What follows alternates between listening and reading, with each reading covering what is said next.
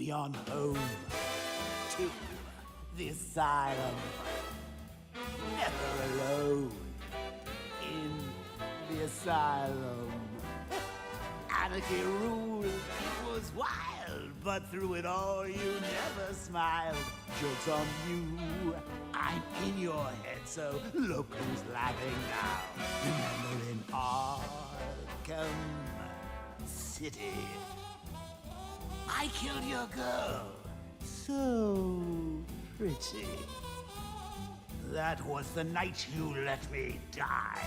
But when I looked you in the eye, that's when I knew we'd be together. Look who's laughing now. I'm stuck in your head and I'm laughing. Ah, I fill you with dread and I can't stop laughing. Your parents are dead and I can't stop laughing. What else can I do? Now I'm part of you. I am the clown, prince of crime. And we've had a hell of a time. You're part of me, I'm part of you. And now there's nothing left to do. I just can't wait till I'm in control. Who'll be laughing then? I drove you round the bend and I'm laughing. I'm with you till the end and I can't stop laughing. I killed all your friends and I can't stop laughing. Oh yeah, I think I can taste your fear. Now that my time is near, I'm in your blood, I'm so alive. I only wish you'd let me drive. It won't be long till I make you kill. Who'll be laughing then? Barbara's dead and I'm laughing. Ah! Jason Todd's dead and I can't stop laughing. I'm even dead and I can't stop laughing. What else can I do? Now I'm part of you. I drove you round the bend and I'm laughing. I'm with you till the end and I can't stop laughing. I killed all your friends and I can't stop laughing. I'm cock-a-doodle-doo. All because of you. I'm stuck in your head and I'm laughing. Ah, I fill you with dread and I can't stop laughing. Your parents are dead and I can't stop laughing.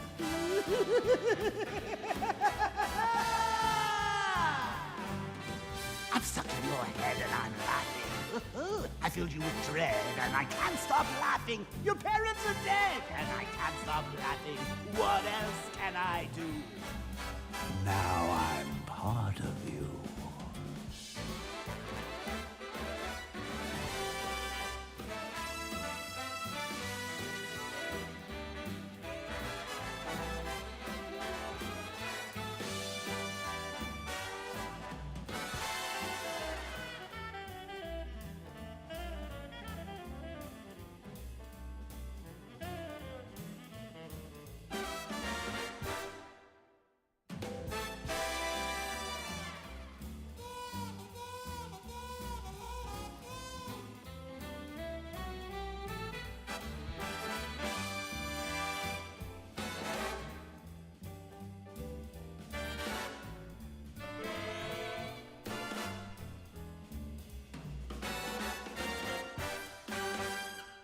Good morning, everyone. Would you like to play a game? Hi, how you doing? Everybody doing good? Feeling good? Hopefully you is. That's my hope. That's my hope. How is everybody doing? Let me gotta pull up chats. Hold on. Get that music flowing. There we go. Pull up live stream chats across YouTube and Twitch. There we go. Sup, Goose? Good to see you. Oh, Katie Cat, I'm on day 5 of my cold. Ugh. Feel better, my friend. We had a period for like a month and a half where everyone in my family was sick. Me, Nikki, the 2 boys, even the cats were kind of acting sick. Like all through December. It started when like Orion, we had to take him to the hospital, and he was in the hospital for like 3 days, 2.5, 3 days, I think it was. And after that, just all through the holiday season, we were just sick, could never recover.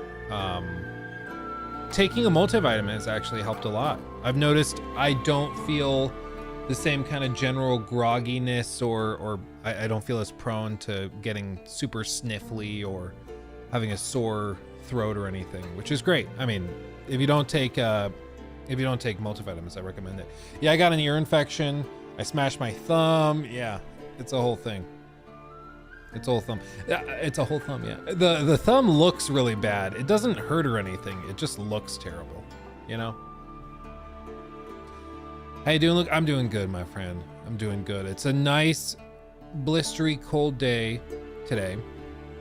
I mentioned to you guys yesterday that our windshield on our new car cracked, and the initial quote was for $1,400 to replace it. But I forgot my insurance broker that has like my homeowner's insurance. It has our car insurances, life insurances, all of that.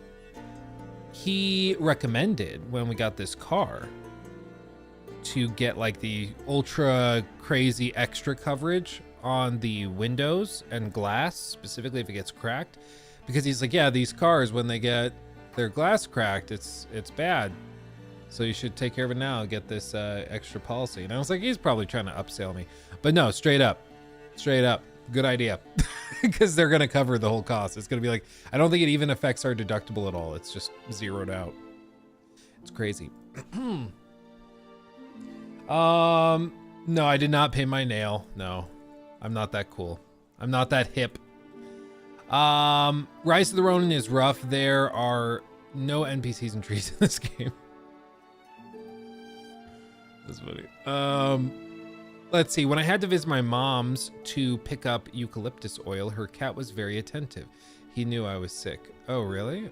Cats do have a cool, like, ability to sense. Like, specifically, our cat Finley. You guys might have seen him occasionally. He's the really big white cat that we have, like the size of a dog.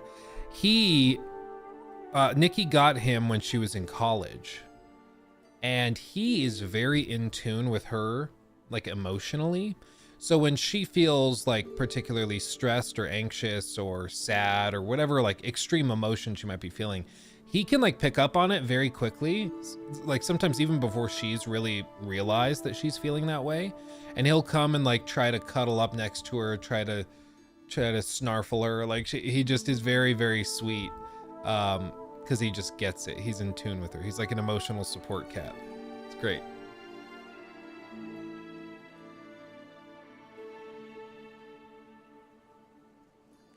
So Skill Up actually ended up being right about the Joker. He predicted they could backtrack on giving the character for free after its original flop. I don't think they backtracked. I think this was always the plan. Because again, like, the only way they were ever going to make money with this was if people bought paid cosmetics or paid the $10 to get them ahead of time. And so I don't think they backtracked. I think this was always the plan. And it's one of those things when you look at the whole context of everything, it makes a lot more sense now that we can see they offered it for free, but you could purchase it. Because it always seemed a little too good to be true to be like, yeah, all of this is available just totally for free for everybody. We're just going to sell you, like, paid cosmetics and emotes and stuff. It always seemed too good to be true. And then we see that, oh, they just bloated out the they bloated out the actual gameplay to the point where it's ridiculous. And I mean, look at this. Hold on, let me pull it up. This is the subreddit right now. And the subreddit, there's been some negativity in it. You know, people have been frustrated by it, but they've completely flipped on it. Yesterday, there was a bit of excitement. People were trying to, like, find ways to get excited for the update.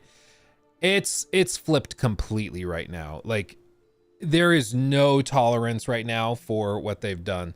No excuses. This is just terrible. Shitty launch of a shitty season. I know a lot of us are mad, especially those who held out hope it could improve.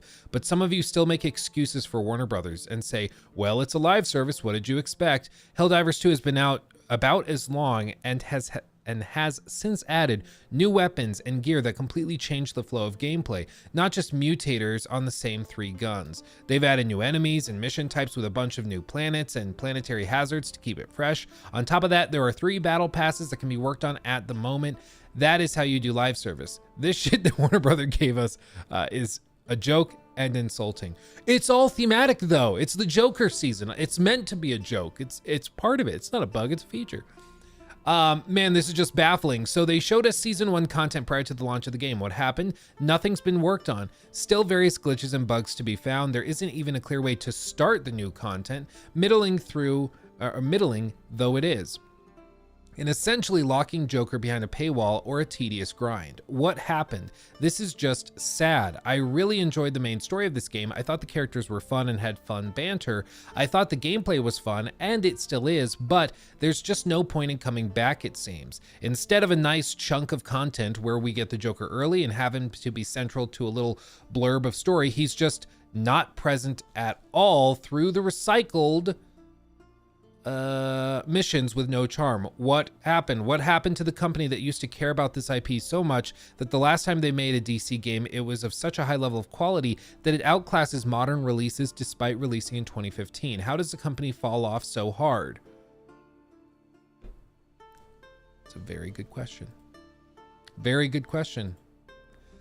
I seriously think Suicide Squad Season 1 is a cut and run situation with Rocksteady. Seriously, they showed cutscenes of Season 1 before the game even shipped, and those are seemingly all we get out of this season, Part 1 and Part 2. They said 6 weeks from launch, we would be the Joker launch and release only a part of it by the end of March, pretty much 8 weeks instead, and claim it will be 6 more weeks until Part 2. I swear they also said new mission types and then revised that in the first post-launch update once they saw the game flopping. The impression you got before the game shipped was that this was work in progress, near final footage of the stuff they would work on and release as the game grew. But the impression that I now have now, is that they saw the launch and probably bailed. Cut and run. Rocksteady wants us to grind the same missions, get bored of them all over again, just for the privilege of experiencing the main reason people came back, the Joker, and continuing grinding those same missions you just got bored of again. Yeah, no thanks. I really wanted to enjoy this game, but they make it so difficult. It's not worth it. It's pathetic. Good luck retaining players. Man. And I mean, you can even see people that like were self-described champions of the game, that were really rooting for it, we're trying to defend it, and there's just nothing. It's been real, y'all. I'm out. They've also lost like 200, 300 members on the subreddit since yesterday. When I was filming yesterday, it was at like 28.3, I think is what it was at, and now they've dropped to 28. So people are actually bailing, which is crazy. You're telling me there's no story? The new missions are basically the same stuff we've seen before, and I need to grind 35 of those missions before I can unlock the new character through a recycled boss fight, and then there's nothing to do with that character? This endgame is effed in so many ways. I can't believe it. Holy shit, it's already tedious, and I'm just level 15. Update, I'm level 25 now. It gets worse and worse. Second update, I did it. I unlocked the Joker. The boss fight was good, the cutscene as well. Shame that's it. There's no reason to play anymore other than to level up the Joker. New equipment doesn't look interesting to me. It's just... This is the age-old story with games is that usually if it stinks, it's because it's rotten. People like over the last year or two have sent me like messages. I had another YouTuber even message me and ask me if I had like contacts that were leaking information about like Starfield to know that that wasn't gonna be good when it came out. I was like, no. I don't have contacts directly within Bethesda telling me, okay, the game I'm working on actually sucks.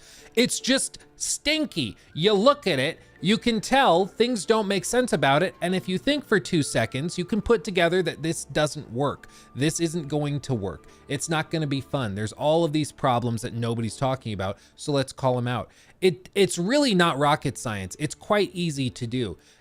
But I think there's just this like sickness in the games industry where there's a real lack of critical thought with a lot of people, where they just hear a marketing campaign push certain talking points and they just believe it. Hook, line, and sinker. You see it with Xbox fanboys. You see it with PlayStation fanboys. You see it with fanboys of individual live service games like this. And it's just toxic, and it ruins people's enjoyment of those games. It ruins their appreciation for good games. It just kind of destroys everything. Everything just rots. And so this could have been avoided. There was a lot of red flags surrounding this. But unfortunately, a lot of people just didn't want to see the red flags, I suppose.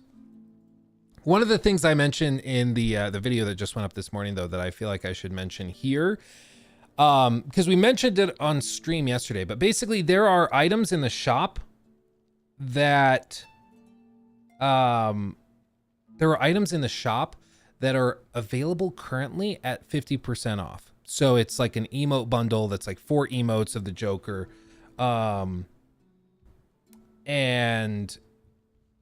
it has him like, you know, posing, doing finger guns, stuff like that.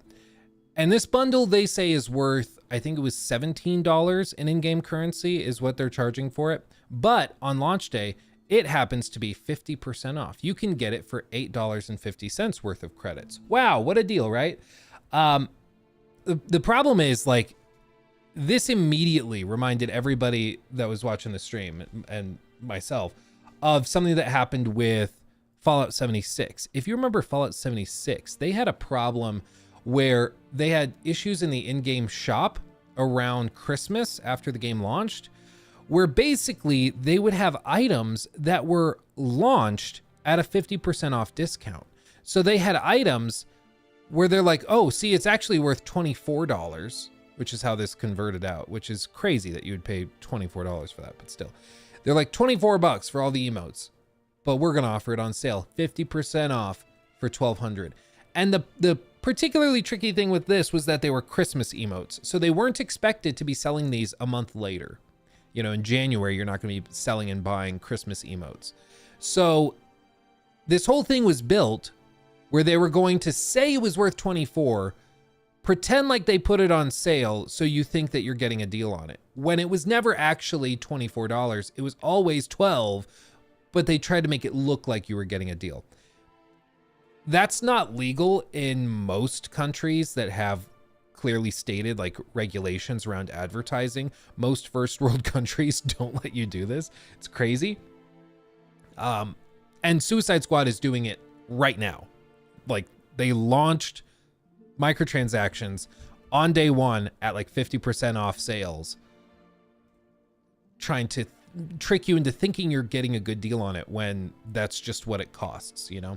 So yeah, no, that's a deal. So there's just a lot of things about it which are just reek, and all told, it's just soulless. It's really pathetic. Seth donated £5 through Super Chat. I usually buy things from companies, and even I refuse to purchase the Joker. Man, Warner Bros. Really took the Killing Joke a bit too literally. Yeah. I mean, I'm just stunned because they've basically done maybe a couple of updates since the game launched 2 months ago, right? Just a couple little bitty updates here and there. And they just like 2 days ago fixed matchmaking so you could play with other people. Okay. Thank you, Amari, for subbing with Prime. So they just handled this stuff. They just handled it. And so everybody was like, okay, well, it's because they've got their heads down. They're in the trenches working on the season 1 update, and they've seen the response. Everybody's common concern and frustration is that enemy variety, combat, encounter variety, mission variety, all of that is super lackluster, super lame. We got to shake it up, got to do something different. And so everybody's like, okay, well, they know what they need to do. and they're working hard, allegedly. So when we get season 1, it's probably going to have new missions, new mission types, maybe even some different enemies that they plan to bring in. And everybody was like, maybe this is all part of the grand plan. Like maybe this was like a Helldivers thing where they launched the game and they had a ton of content that they were sitting on for post-launch release, like with the mechs or with the flying bugs that they've just introduced, or the new planets and stuff in Helldivers. But no, that was everything they had. there's nothing. Yeah, it's crazy. It's crazy. Ivan, thank you for the super chat, my friend, for the thousands of hours of entertainment. Thank you, my friend. I appreciate you. What's crazy is that it probably is thousands of hours of videos I've pumped out over the years, which is kind of horrifying for me to think about, because I'm like, I've spent that much time on this. I'm glad people are watching and enjoying it. Thank you, my friend. I appreciate you. And Brian Sane 94, thank you for subbing over on Twitch at tier 1. Appreciate you. 1900 player count. Really? Oh, dude, if it's fallen off that bad. Wow.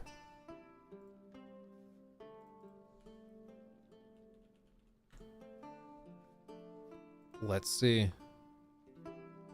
Oh, man. It peaked at 3,000. And now it's, let's see, 1,600. So we'll see. I mean, it's still pretty early. It's still pretty early in the day. We'll give it a few more hours. Maybe Ivan Milanov donated 10 Bulgarian levs through Super Chat for the 1,000th hour of entertainment. Smiley face. Smiley face indeed, my friend. I have a sneeze coming. Oh, it's sitting like... Oh, it's right there. Oh, there's... Oh, man. Oh, you get that? You ever get that? Where it's like you're about to just sneeze your brains out, but then it goes away. Oh! It's like blue balls for your nose. It's horrible. Okay, anyway, moving on. This is crazy. This is great. And I mean, again, the most direct comparison you can probably make is another live service game that launched right around the same time. And they needless to say, are not having the same issue. I mean, 268,000, the 24-hour peak.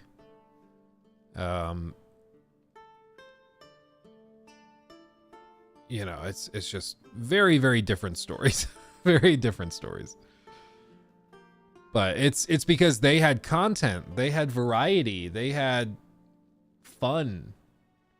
And I think it also was pitched in a different way. Like, unfortunately for Rocksteady, and I don't know if this falls on them, I don't know who's to blame for it, but the marketing for Suicide Squad was all over the place. Where initially they were like, see, it's a live service game and it's a looter shooter, right? Everybody's happy about that. Everybody hated that. And so then they flip it and they're like, okay, actually it's story based and we have a lot of story, the most cutscenes per minute that we've ever, or by minute, that we've ever had in a game. And so they pivoted off of what they initially said to try and reframe it as a narrative game. And when people got their hands on it, they're like, there's barely any story here. This is not a narrative game. So the live service people were disappointed.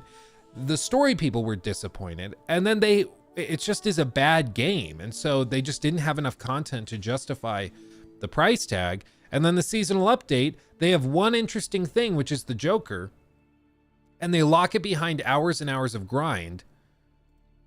And after all of that, if you grind to the Joker, you get the Joker, a cutscene plays, and then you can use the Joker to keep grinding the same missions for whatever reason. Like, it's just wild. It's just crazy. But I mean, I think it's pretty clear this is not going to save the game. I was hopeful. I was like, maybe it is in fact the case that they have a trick up their sleeve. Maybe they've been doing all of this because they have tons of content in season 1 that they're going to drop, and it's going to blow the game up and be amazing. But yeah, I just, it's wild. It's wild. It's just corporate greed. Yeah, I mean, I think that's at this point. The question is like, okay, so the game was a disaster. Where does the blame lie? And the thing is, I know it's easy for us to just go, Warner Brothers forced them to do this. Warner Brothers did this and that. But as far as we've seen, Rocksteady wanted to do a live service game. Like they asked for this. They were working on a live service game after Arkham Knight, or after technically they did the Arkham VR thing. And then they got offered this IP, so they started working on that for 7 years, and this is the product they put forward.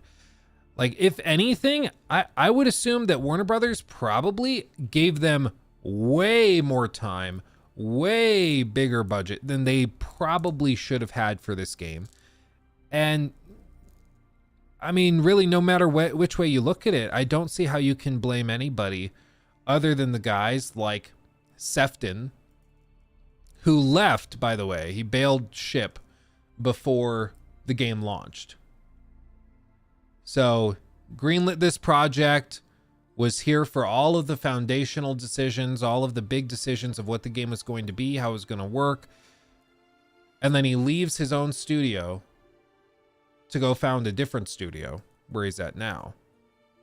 Like, I don't see how you can blame anybody else except for these guys that headed all of it up. Like, I just don't know how you can blame anybody but the leadership. Who says that it isn't Warner Brothers who pushed live service? I mean, it is possible technically that in like 2016, after they finished the Arkham VR game, Warner Brothers said, you guys are doing live service now and you're going to like it. But correct me if I'm wrong. I think the reporting from Jason Schreier said that Rocksteady is the one that pitched their live service game that they had started working on. Like, that was their idea. It was their project.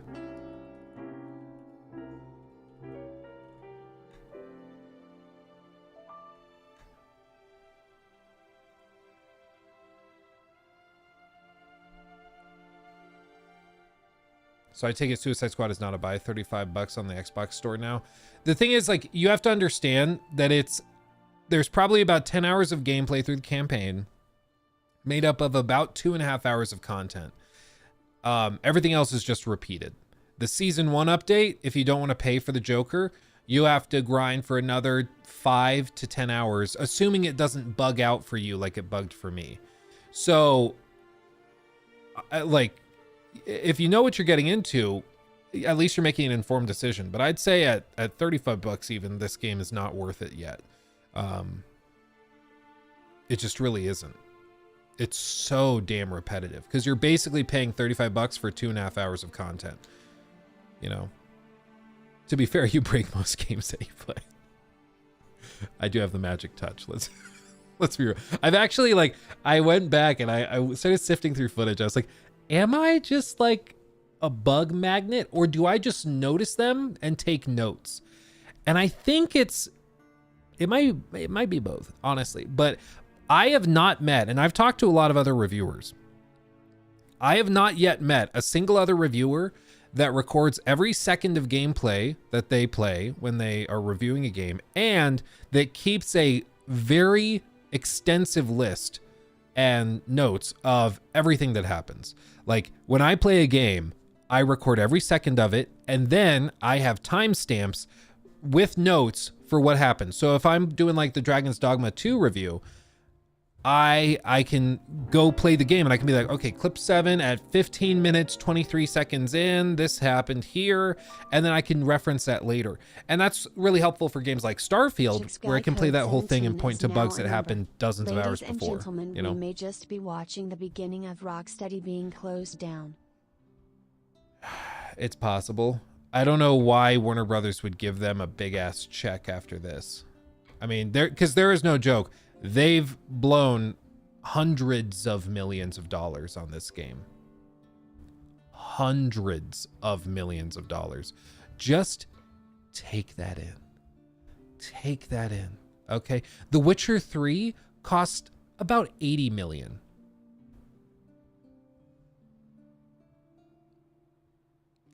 This game has cost them hundreds of millions. It's amazing, right? It's stunning. It boggles the mind. I'm genuinely just at a loss for words for this game, because it seems like at every possible step, every opportunity that they had to do this properly, they screwed it up. It honestly takes talent. It's quite shocking when you think about it. Baldur's Gate 3 was 100 million. Helldivers 2 cost around 2 million, and they've had over 8 million sales. Yeah, I mean,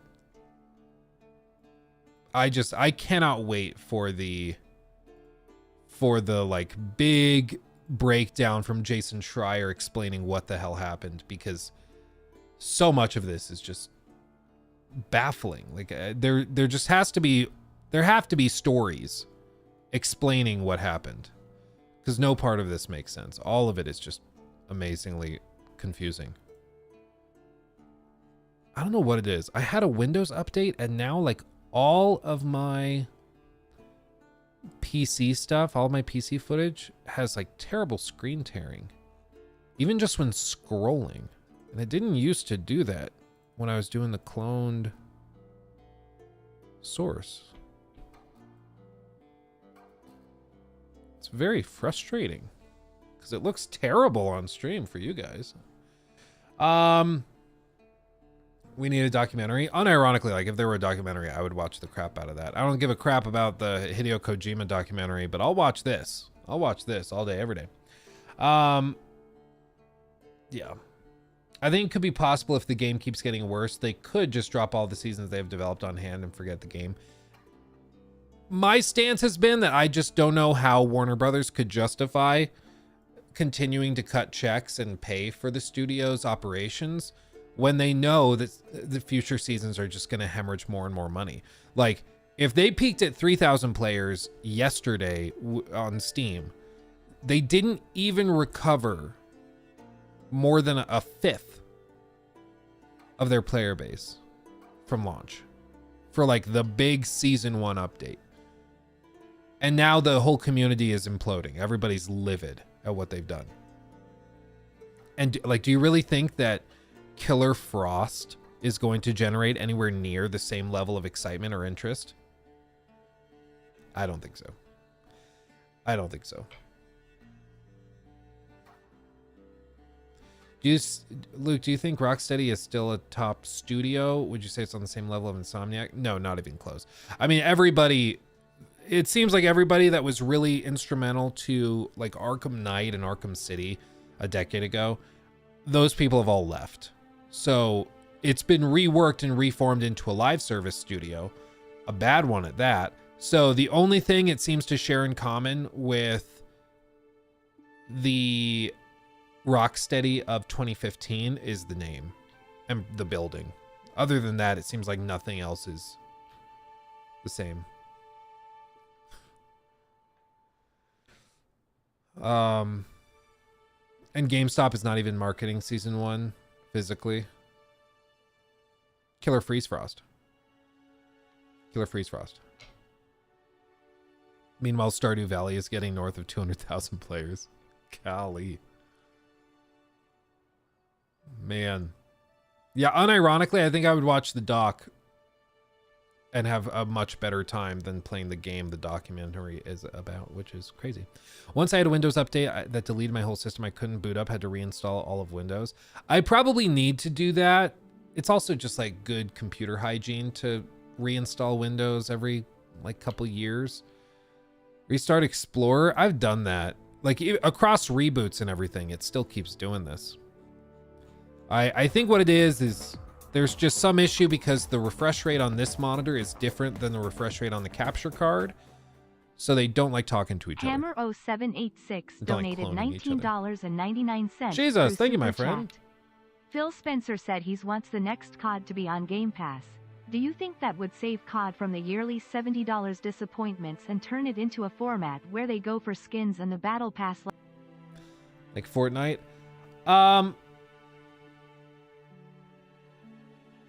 I mean, I in one way it would save you from the disappointment of paying $70 for a game that should not be $70 because it's just an update. So I agree. It would do that, but I don't think the core games are probably going to change. I think it's still going to be the same Call of Duty. It's going to be like, this is the big annual release. There's barely anything different. What are you talking? You just made things worse, basically. But now, instead of paying $70, it'll just be included in Game Pass. So I think it will sort of fix that issue, but also not, if that makes sense. But yeah, they're going to change stuff. It's going to be a couple of years before we start to really see the long-lasting effects of them acquiring Activision Blizzard King. But already, like, we've heard them say that they want to take Diablo and turn Diablo into a more frequent release. They don't want to have to wait 5, 6, 7, 8 years between releases. So their hope, or I guess technically a decade or whatever it was. So their hope is to get like Diablo 5 out within 3 to 4 years. And so it's a much more regular cadence. Because again, Game Pass is really successful when they have a steady drip of games that get you excited and get new people to sign up. And you don't get that with hugely long release schedules. Because even if Diablo 5 is amazing and is 10s out of 10s across the board, it won't really matter if there's another decade between that. For Xbox, that is. They want it more frequent. So I would think that they're going to do that.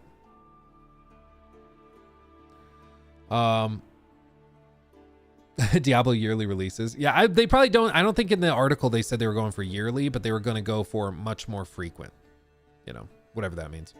Speaking of Blizzard, Jason Schreier posted this. Behind the scenes on Overwatch 2, devs got a stunning 0% of profit sharing bonuses this month. No more PvE, but there's optimism for the game's competitive future. Basically, like how it's described is that twice a year, employees at Blizzard receive bonus checks based on the financial success of the games they're working on, which is kind of cool. It's like, okay, we make money, you make money. Cool idea.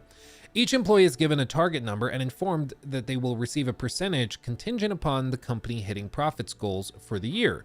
These profit-sharing bonuses are an important part of Blizzard's compensation packages. For decades, prospective employees have been told that while the company does not pay base salaries as high as nearby competitors such as Riot Games, they make up for it through profit sharing from lucrative hits like World of Warcraft. Bonuses at Blizzard usually arrive in 2 chunks, one in August for the first half of the year and one in March for the second half of the previous year. In August 2023, Overwatch 2 team members were told that based on the game's poor financial performance in the first half of the year, they wouldn't or shouldn't receive anything, according to people familiar with what happened who asked not to be named. But the company could cover some of their bonuses to make up for the shortfall. Then, earlier this month, the company informed developers that they would receive a stunning 0% of their bonus targets. Failing to get any profit-sharing bonus is rare at Blizzard and is the result of a major policy change that was enacted in 2023. Previously, employees would receive bonuses based on the overall performance of the company, but last summer the payouts became tied to the performance of each specific franchise. Since their titles were more successful in 2023, teams on games such as Diablo and WoW received bonuses, but the Overwatch devs didn't. So basically, people used to get paid out bonuses if Blizzard was doing well. They changed that policy in 2023 and now get bonuses if their particular game and project does well. Overwatch did not do well, and so they did not get bonuses. It makes me wonder if they've changed as part of like the acquisition, if they've adjusted their accounting systems or something, because when I hear like, okay, they're tying it to individual projects, that makes me think that they're trying to track compensation and everything independently of company-wide performance. They're trying to tie it to specific projects, and it could be that they have broader write-offs, but I don't think that would apply. I'm just trying to think of like if there's a tax reason or something that they would do it this way after doing it a different way for so long. I mean, obviously the elephant in the room and the most obvious explanation is just they don't want to have to pay out more bonuses than they need to. And if people are working on a game that's flopping, they don't think that those people deserve bonuses because the game isn't making them money. So There's that. And I think that that's probably the extent of the explanation. It's like, yeah, if you want to make more money, make a better game. I think the problem with that is that these games are not usually defined by the individual developers. It's by the bigger decisions, by the head honchos, by the producers and executives and stuff. They have much more say, basically, in how this game turns out and whether it's successful or not. Like, Overwatch 2's problems are not because of Johnny, who works in the environmental decoration department or whatever it's called. The problems are with like the executives that said, yeah, we're going to do PvE, announced to everybody that we're going to do PvE stuff. And then they changed their minds and cut all of it. And then like, yeah, and we're going to do this other cool stuff. Actually, never mind. We're cutting all of it, but we're still going to release this game and get rid of the old game and have like all new cosmetics and stuff that you can purchase in this game. You know, those are the reasons that the game has struggled, not because of like, yeah, not because of freaking Johnny. God damn it, Johnny. You effed it up again. Yeah.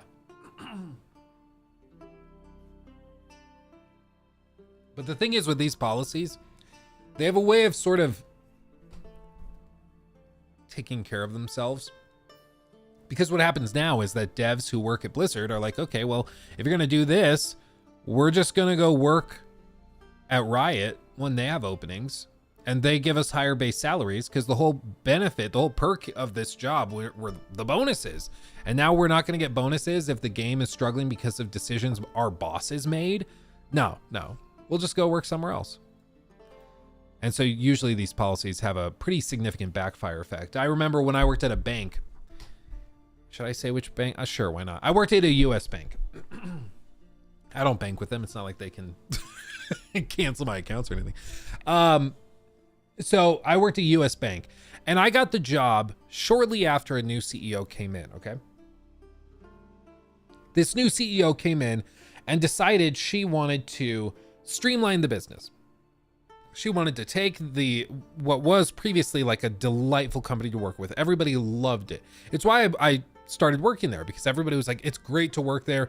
You go, you work with your clients and your customers, and you help them with their transactions. And if there's something else you can help them with in terms of banking, like any applications for a home equity line of credit or a car loan or something, you could do that. But it was about the personal relationships between banker and customer. And the customers loved it and the bankers loved it because it was also really relaxed and chill. You would have a rush in the morning and then it was very chill. You do basically nothing all day until right towards the close of business hours, and then you'd see another spike. But in between that, people were just hanging out. We would just chat. People would be on their phones watching shows and movies together. It was awesome. All the while you're making like 20, 25 bucks an hour. It was great. If you don't work at a bank, shout out to working at a bank. It's super cushy, really easy, air conditioned, and they pay you very well. But we got a list of new policies from the new CEO, and she came in, and basically what she did over the course of a few months was she decided to have all of the like front-facing, customer-facing people during any downtime start cold calling random people. So we were expected to help with the rush of customers coming in to do transactions and stuff at the start of the day. And then when it started to slow down, we were expected to perform cold calls to random people who banked with us, asking them randomly, hey, would you like to sign up for a new credit card? Hey, would you like to apply for this car loan? Hey, I saw that you own a house. Would you like to refinance your mortgage with us? It was miserable. It was miserable. And everybody was like, why are you calling me? Like, you work at a US bank. No, if I want to refinance, I'll call you. Don't call me again. Like, it actively started to piss off our customers.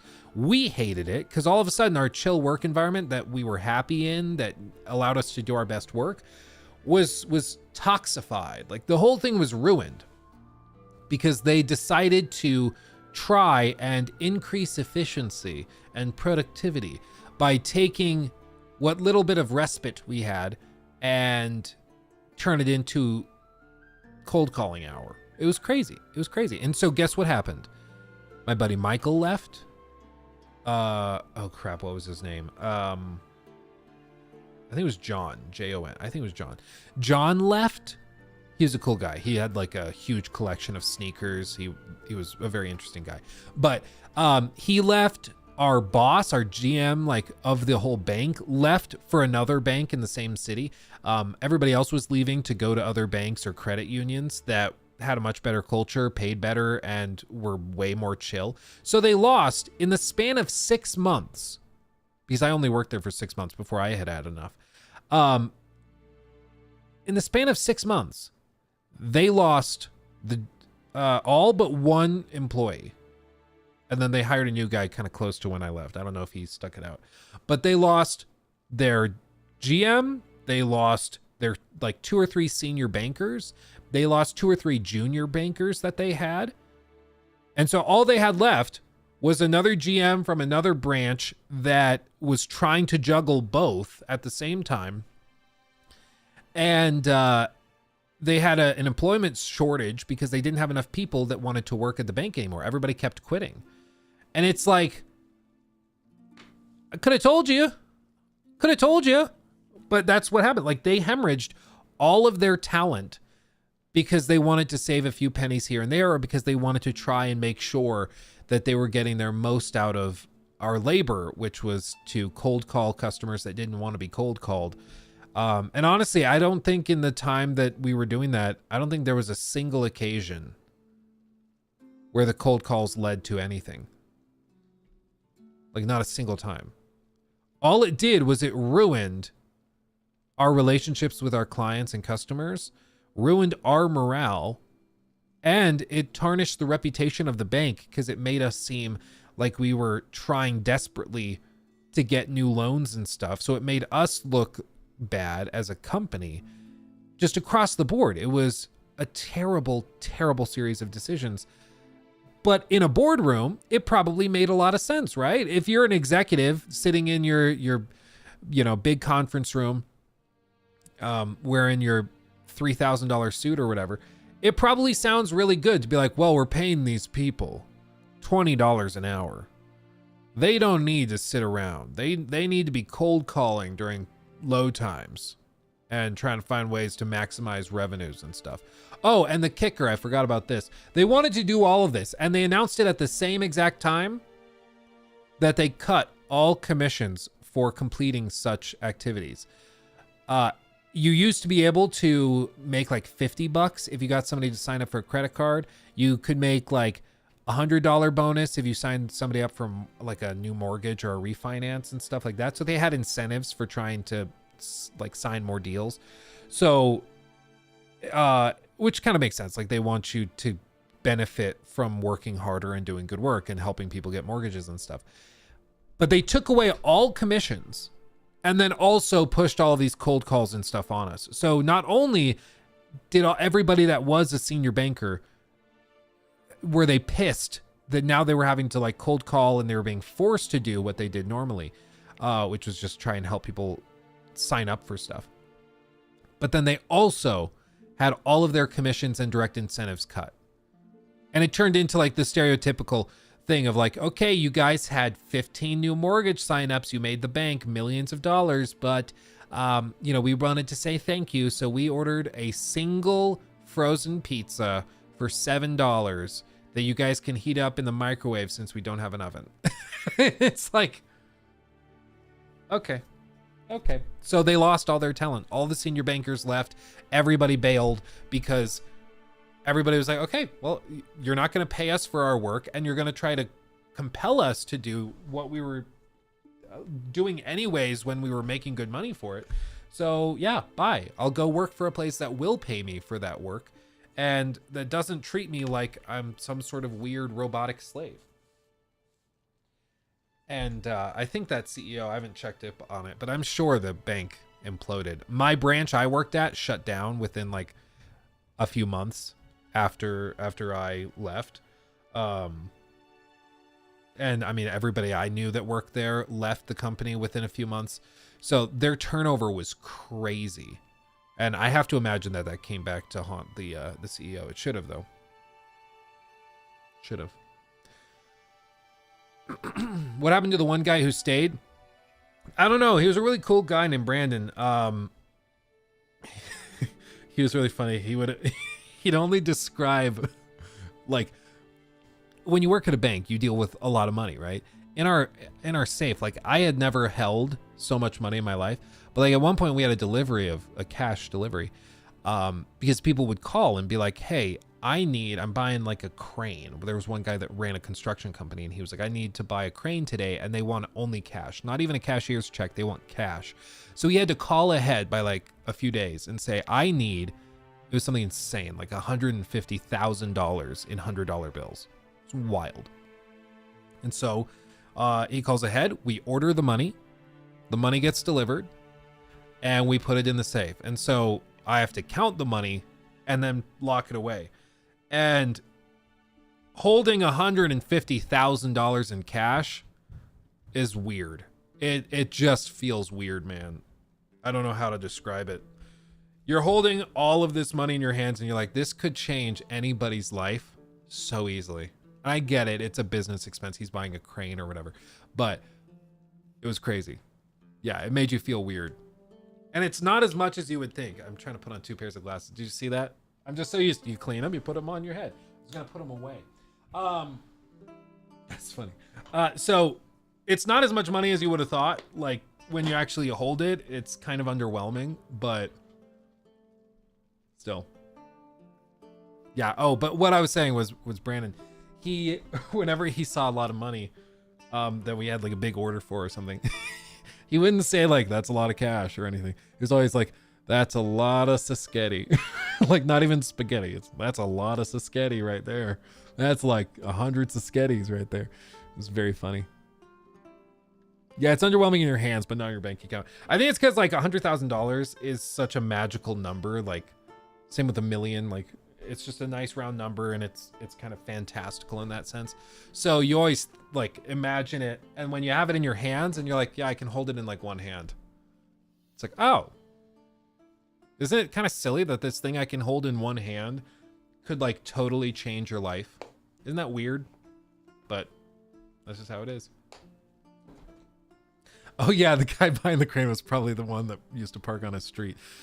Yeah, screw that guy. Screw that guy. If you guys missed that story way back when, it was my one reason for liking having an HOA, because in our old neighborhood, there was a guy that had an actual crane he would drive to work. And instead of parking it on the company lot and driving a personal car, he drove this crane and kept it parked in front of his house. And like, it was insane because he would block the whole street. You couldn't like go down a certain one of these roads because it was so huge. But there was no HOA. There were no like code enforcers or anything. So it was just a mess. It was just a mess, but we couldn't do anything about it. But at least in my current neighborhood, they have all sorts of rules. Like you can't have those big trucks parked on the street. You can't, like there's lots of rules. Yeah, he was just asserting dominance with it. Yeah. It was a whole thing. Cause like I've shown it before, but basically what it was like, if this is the road, it's like, imagine the road. Okay. And then this is like, you know, a house. If you imagine the house is right here. And there's other cars parked along here. You know, there's like somebody parked over here. Somebody's in their driveway. Somebody might be parked here. You know, it's fine. It's whatever. It's a street. This prick would park his freaking crane like this, like over the curb, so you couldn't even like go on a walk in a stroller with your children because it was blocking the way. It was insane.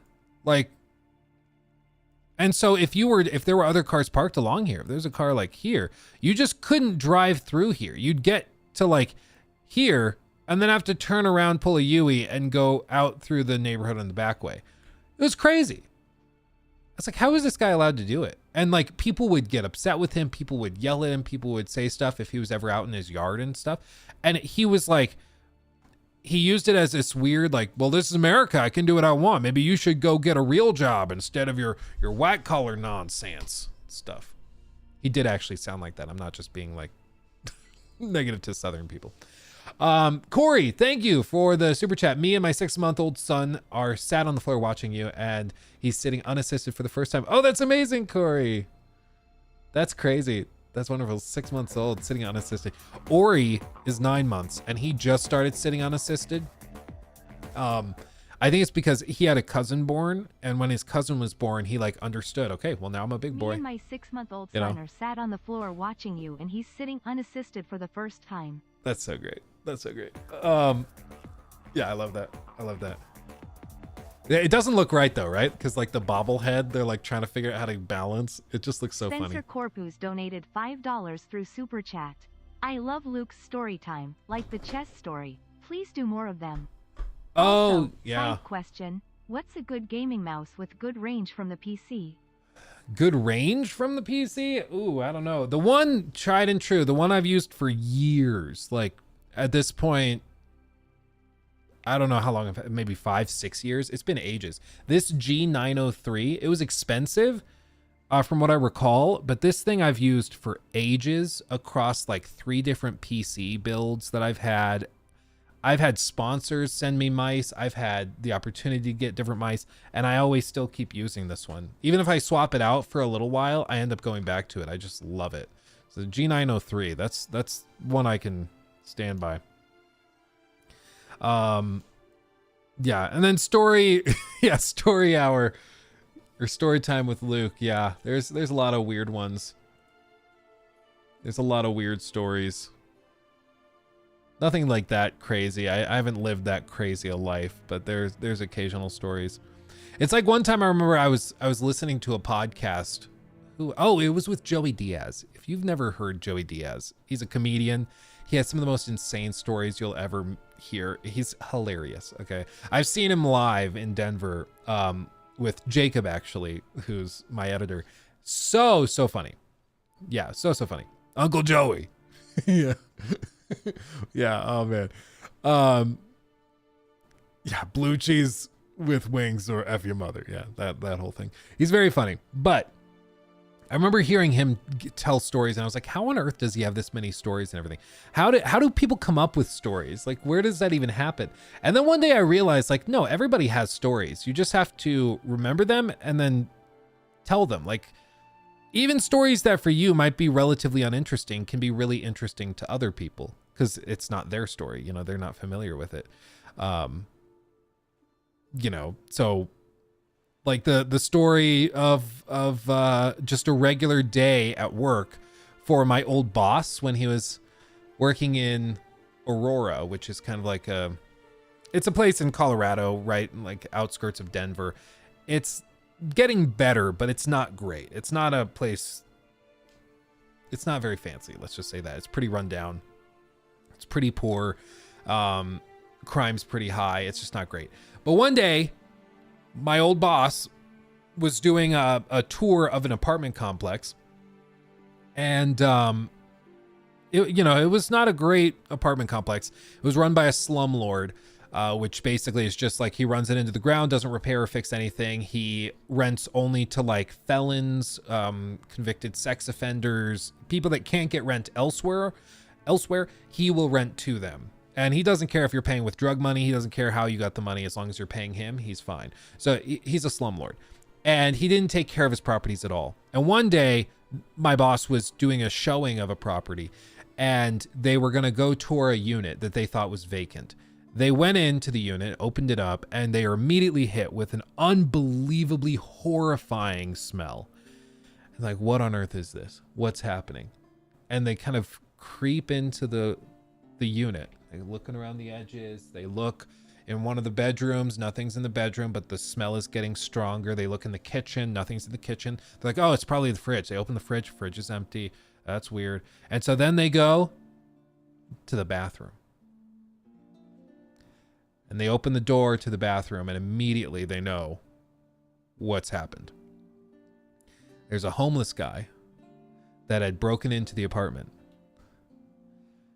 And he had decided to bathe in the unit. He had died in the bathtub while taking a bath. Somehow. A heart attack or who knows. And had been there for a while. So they had to then manage removing the body and everything.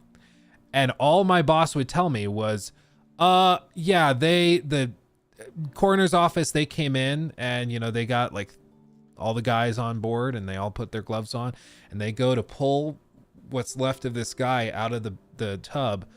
And all he said was they got him out. His back stayed in the tub though. It's like it tore off. It's like, okay. Okay. So he's just casually seen some insane stuff, just working his day-to-day job as a real estate broker, right? And you might not realize that you have stories until you realize, like, no, that to somebody is a crazy story. That's insane. Who would have thought of that? But it's because, like, truth is stranger than fiction. Reality is crazy. So if you just tell stories from your real life, people find it interesting. Yeah. Anyway. Yeah, sorry everybody. Odin, you used to do autopsies? That's crazy, man.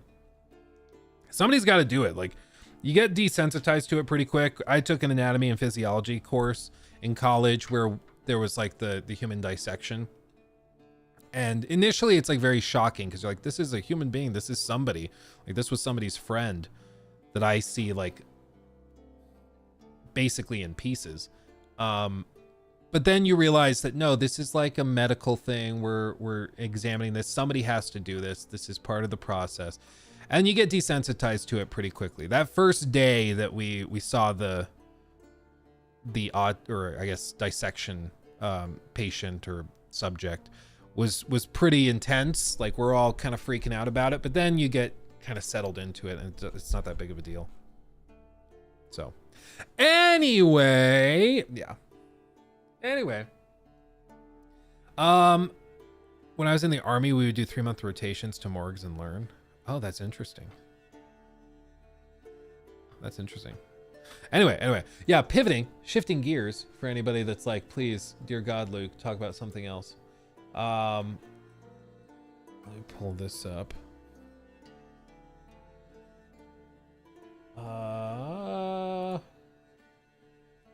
There we go. Okay.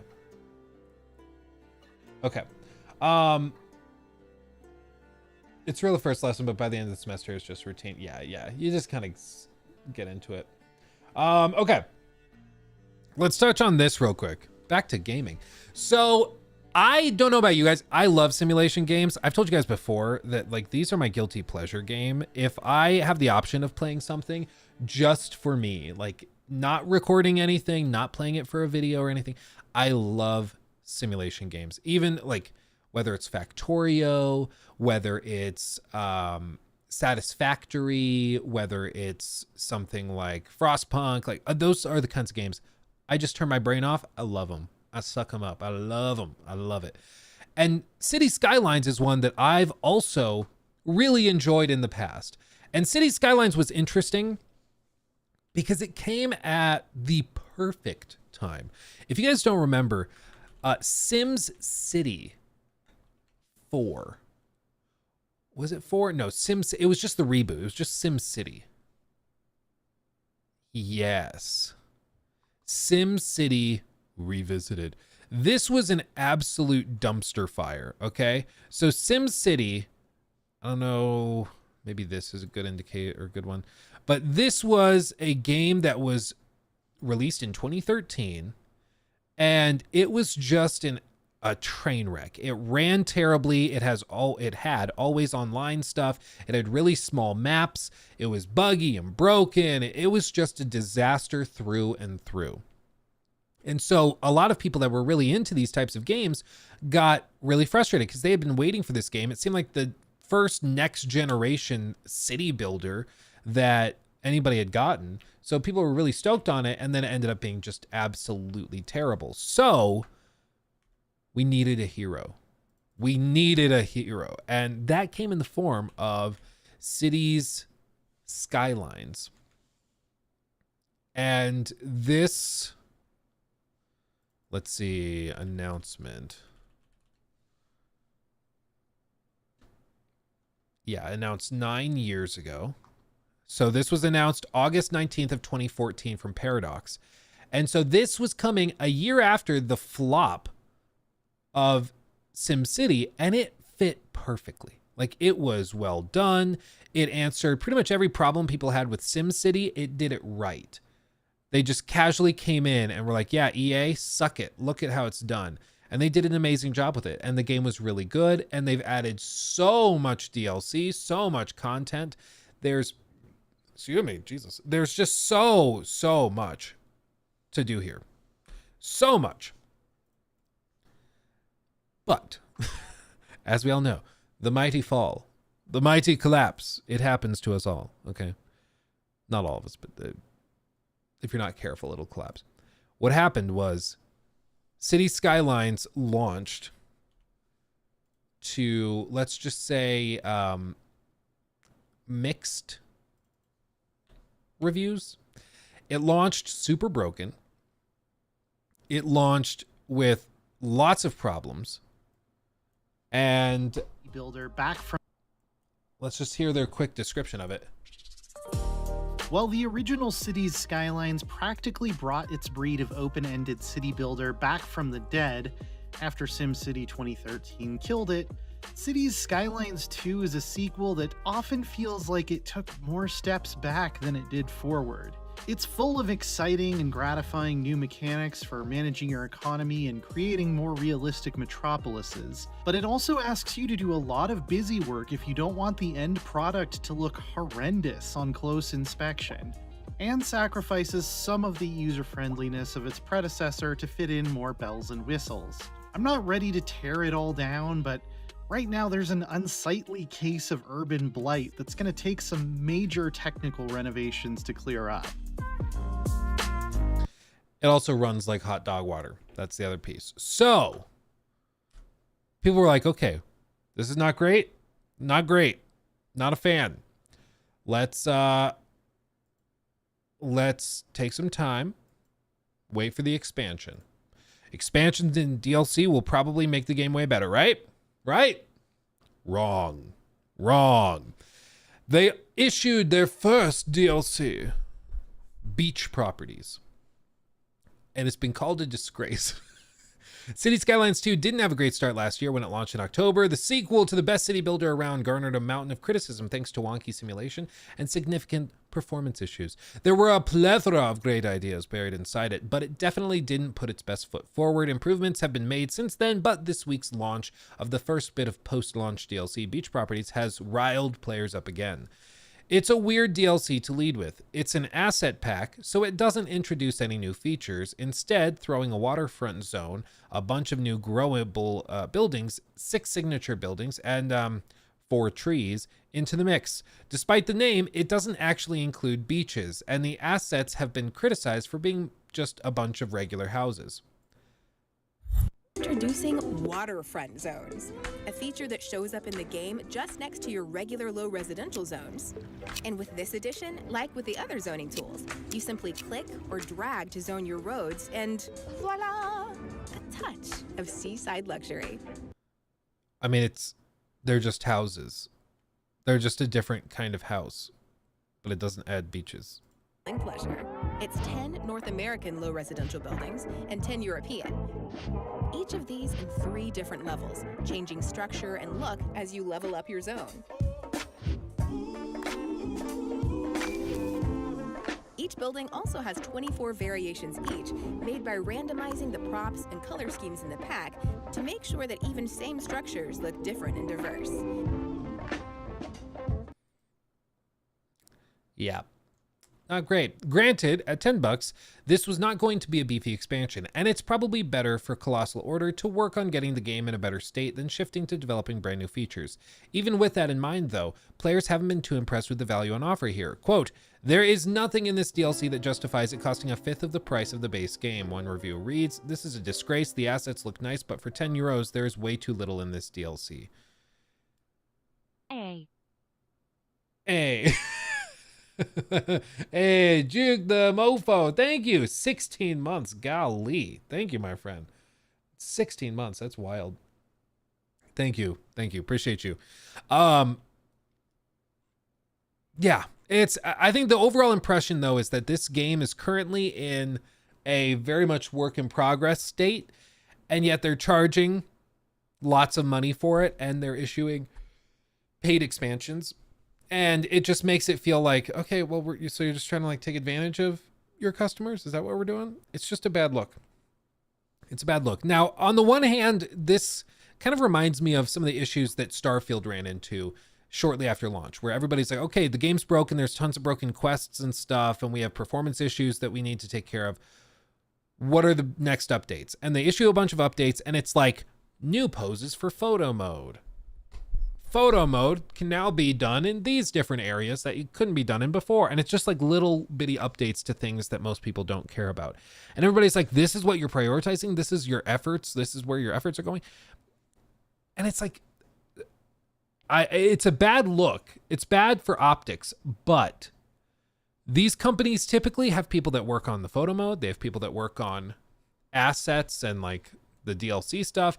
Then they have the engineers that work on performance, and then they have these people that work on the simulation stuff. So they have different teams working on different things. And the photo mode guys might be able to just pump out 5-6 new features that they're like, yeah, let's just issue these as a quick hotfix or quick update and give people some new toys to play with while they wait for the other fixes and updates. I think it's well-intentioned, but it looks bad because it looks like Bethesda Game Studios, like on the whole, is prioritizing the wrong things, right? That's what it looks like. So it's possible that that's sort of what's going on here, is that they're working on fixes, but it's not that simple, and they're trying to give people some new stuff that they were going to release anyways at the same time. But either way, it looks bad when your game has all these problems and then you are charging a lot for it, you know? But I mean, when the game works, yeah, this is crazy. Like when the game works, it's fun. Like, look at this. This guy built a massive city. Massive. Said it's running on a mid-range laptop, okay? That's kind of why the graphics might look the way they do for you, okay? But very, very crazy complex city. Tons of stuff going on here. All sorts of skyscrapers. There's apparently a population of just about 700,000 people within the city. And because it simulates all of those people having like places to live and go to work and everything, it's actually doing that simulation. Somebody asked, how's the simulation speed? And he says, oh, super slow. 1 in-game minute is almost 30 real-life seconds. Oh. That's, for these types of games, that's pretty rough. that's pretty rough. Because especially the actual, like, city has to simulate itself generating revenues and profits for you to be able to spend money to improve things. So it's basically running in like real time. And you've got to just leave your computer running for 6 days till you get enough tax revenue to build a new bridge or something. It's just, the guy has more patience than I do. I'll tell you what. That's crazy. The DLC is the worst rated item on Steam of all time currently. Yeah, I think it's just, again, it's bad optics. Like, I know they can probably say, well, we had this already set and we were going to just release it anyways. So instead of releasing it in 6 months, we just figured we'd release it now, right? Like, they're probably just saying that. They're like, this has no impact on the performance issues or anything, because that's a different team. So the other team is working on that. This team finished this stuff, so we're going to sell it to you and release it. but it's still a bad look. Like, it still just looks bad to sell something to players that's pretty minimal while the rest of your game is having major issues. And in addition to all of that, like, it's also a $10 DLC that's, I don't think, really worth $10. I mean, the thing with these games is once they add in modding tools, I don't really know why the microtransactions are really that necessary, because the mods that people make for these games are crazy and do most, if not all, of the stuff that the paid expansions do just as well, if not better. So I don't know why anybody would be paying $10 for this. But I guess they release it because somebody's buying it. Somebody's buying it. But I agree, Chad. I mean, it should have been free. Seth, even just for optics, I mean, it should have been free. Seth, thank you for the 10 pounds. What are your thoughts on Dragon's Dogma 2's performance issues? Also, would you rather play Suicide Squad every day for a year straight or work in the bank again every single day for a year straight? At least at the bank, I'm getting paid. So there's that. I mean, if I'm also getting paid to play Suicide Squad, then I'll find a way to have fun with Suicide Squad. I could manage that. If I'm allowed to like watch a show on the side, I could do that. Just to distract myself a little bit. But yeah, once we had to start cold calling, dude, I couldn't do it anymore. I was like, especially because like you were having to call people that you knew, like that would come into the store and have you help them. And it was just so toxic. It was so toxic. It drove me crazy. Do you got to do an 8-hour shift to Suicide Squad? Yeah. That's funny. Yeah. Seth. Yeah. Thank you, Seth. Thank you. That's so funny. What's your favorite food? Because I'm hungry right now. I love me some good old barbecue. Like some good old barbecue. Pulled pork, barbecue sandwiches. Oh, God. Oh, so good.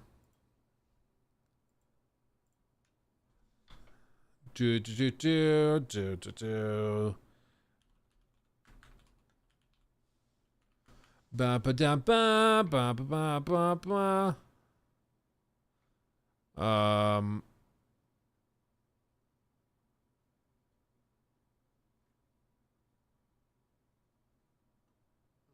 Okay. That looks like we could touch on that. Oh yeah, we can do that.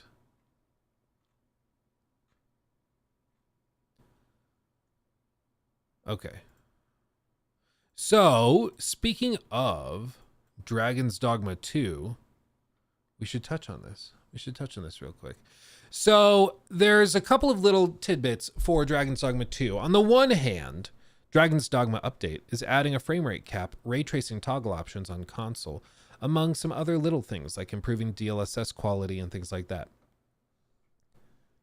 These updates are always baffling to me because I'm like, I don't know why these toggles weren't in the game at launch, especially because we're only talking about like a couple weeks time or like a week or two's time. Why did it take this extra bit of time to just add a toggle? Like, do you not have done that at launch? Especially if you know your game is struggling with performance to begin with. Why is there not a toggle for ray tracing on consoles? It just doesn't make sense. And also, it seems like there's this common thread with games that have ray tracing enabled by default on console where they don't run well. Jedi Survivor ran like crap on PS5 at launch, and it also had ray tracing enabled, I believe, in both the quality and performance modes. You couldn't turn it off. It was always equipped. And granted, it wasn't doing that much. It was like using 1/16th resolution light bounces to inform shadow quality or something like that. I don't remember what Digital Foundry found with it, but it was something like that where it really was not that necessary. It really did not add that much to the visual fidelity. And it absolutely tanked the frame rate and performance of the game. So I don't know why this wasn't here to begin with, but I'm glad it's here now. They also added a frame rate cap so it doesn't break 30 frames if you have it enabled. To be clear, it does not, like, this cap will not necessarily make your frame rate more rock solid. It won't lock it to 30 and then not move off of it. It will just prevent it from wiggling up and down as much because it won't like spike above 30 and then swing back down below 30. But at least it's an option now. And they say they're working on other patches to improve performance and things like that, which is great. Furthermore, Capcom is seeking feedback on potential Dragon's Dogma 2 DLC, where in this case, players were asked to take a survey. What's interesting is they're using a newly launched survey to gauge interest in additional content for the game. They asked players what kind of DLC they'd like to see released for the game, and players were also asked how much they'd be willing to pay for DLC, with options ranging from $10 all the way up to $50. The survey is open until the 21st of April. Capcom says participants will receive an original digital wallpaper. Okay, whatever. It's a picture. Well, Dragon's Dogma 2, yeah, that's blah, blah, blah.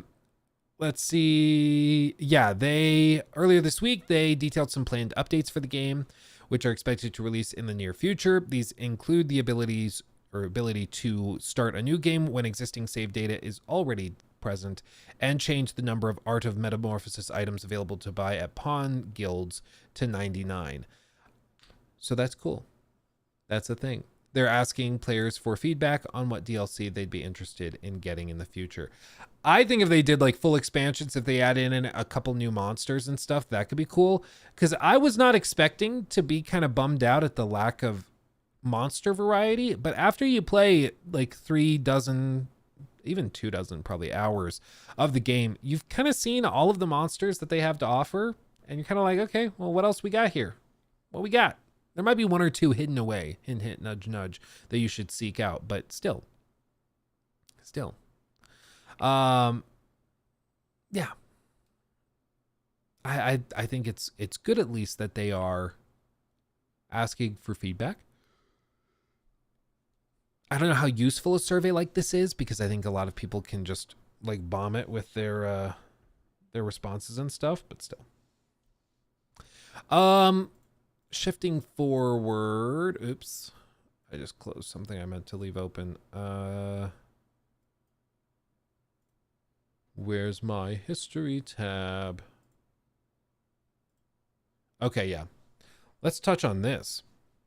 Thanks for the JPEG, I guess. Yeah, I mean, it's like you could just Google the picture and get it that way. That'll work. Okay.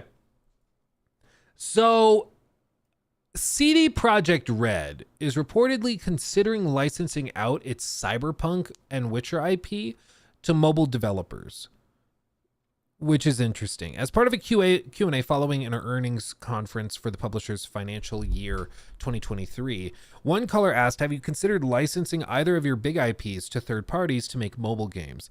They then asked how this would work from a business standpoint, whether it would be a one-off licensing fee or a profit-sharing agreement. Joint CEO Michael Nowakowski replied that the publisher was indeed looking at the possibility, but that nothing had been set in stone yet.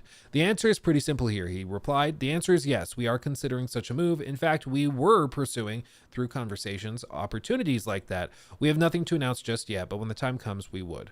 As for one-off or other business models related to any such potential partnership, we would not comment on the specifics here, but to be honest, plus there is nothing in place that we're talking about. There's no pre-designed business model we're looking at in this case. Whether one-off or shared profits, that's another story. But when the time comes, we'll definitely share information. Yeah, and the previous mobile spin-off, Monster Slayer, was shut down after 2 years. This was like the Pokemon Go variant and kind of knockoff that they had. It was nothing special.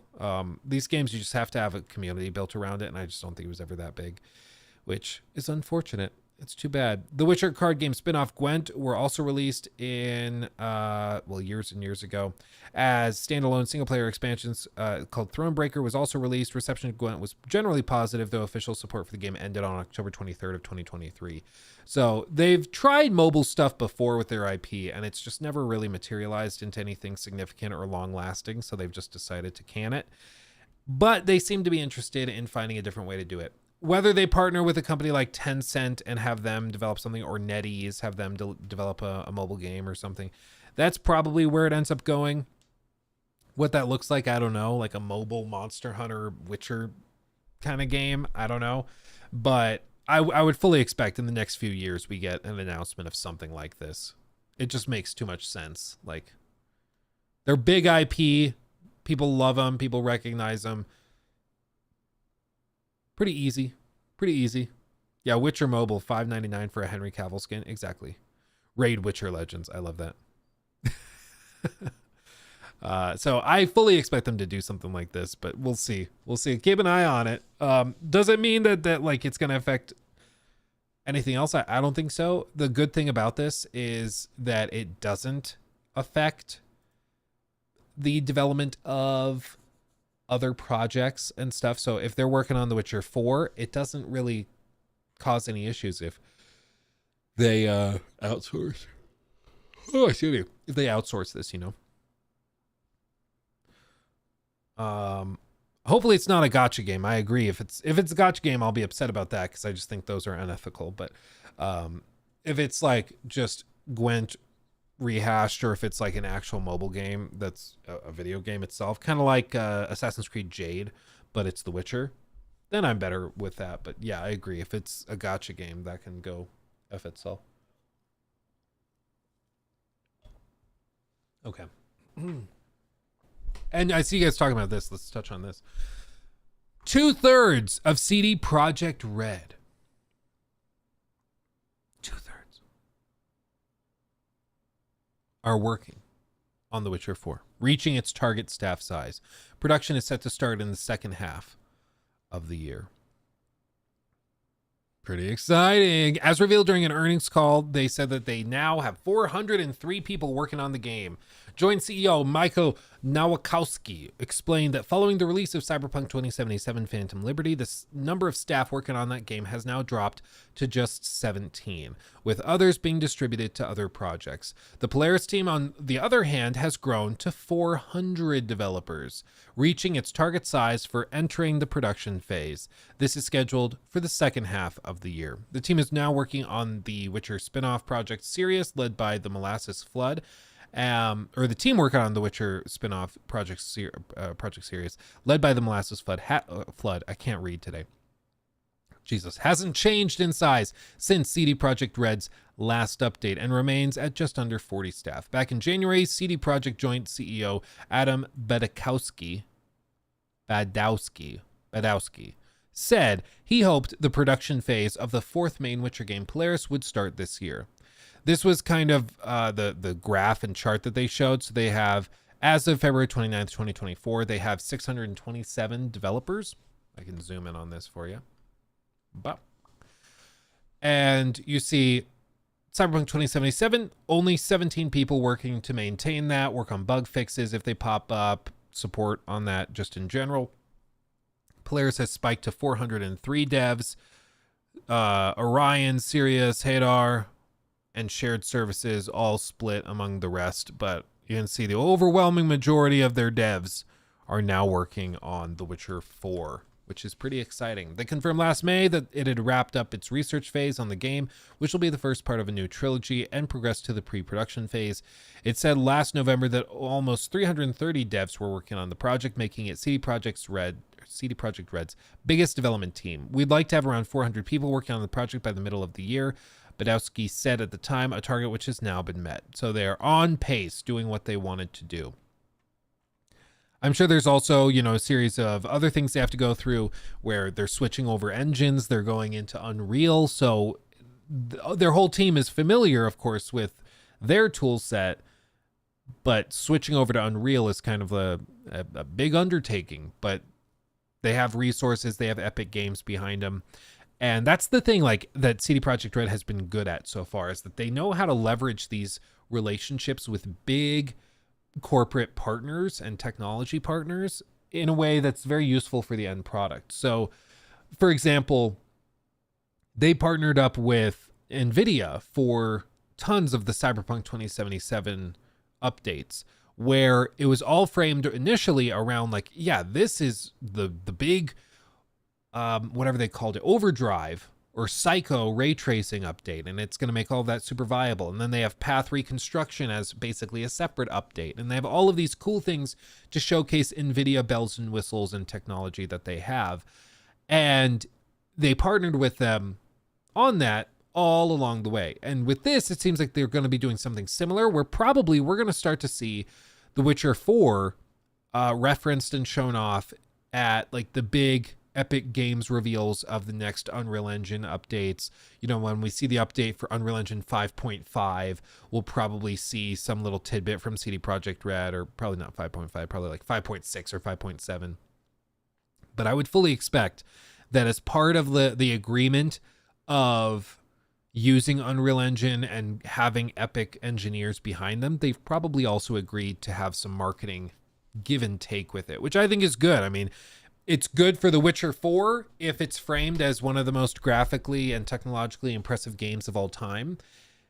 And it's good for Epic because it makes their engine look all the more powerful and capable that this amazing looking game and amazing team is using their tool set.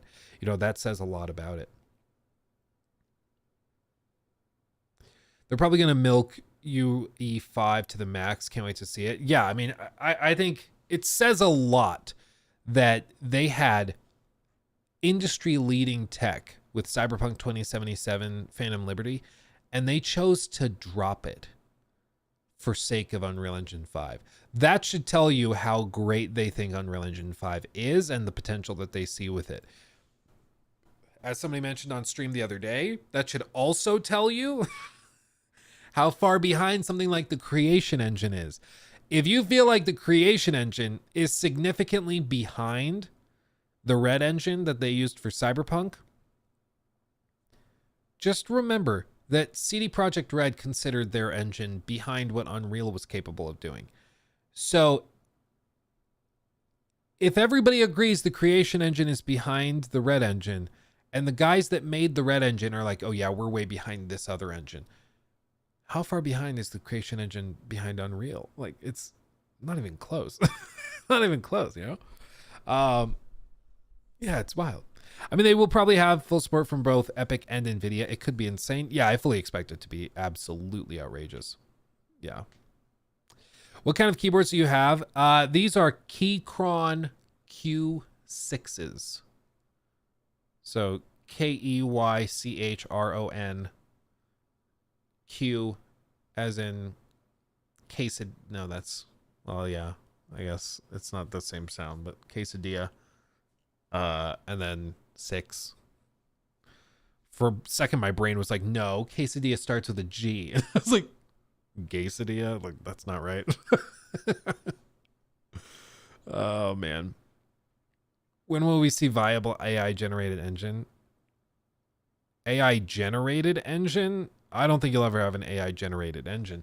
I think you're already seeing AI assets and tools being used in game development. But as for like, if you mean like NPCs being controlled by smarter AI or LLMs or something, I think you probably see that in... it's kind of hard to say. I probably start a next generation. That'd kind of be my guess.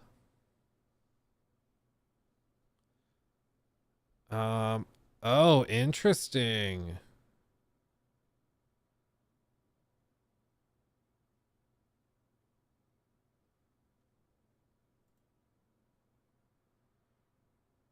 Hold on. So if you guys didn't hear it, let me pull this up. Is there...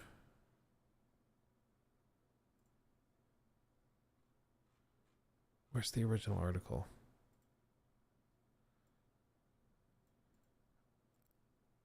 Okay. So there's an article that the one and only Tom Henderson posted. Tom, you guys might have seen him. He comes by to stream every once in a while.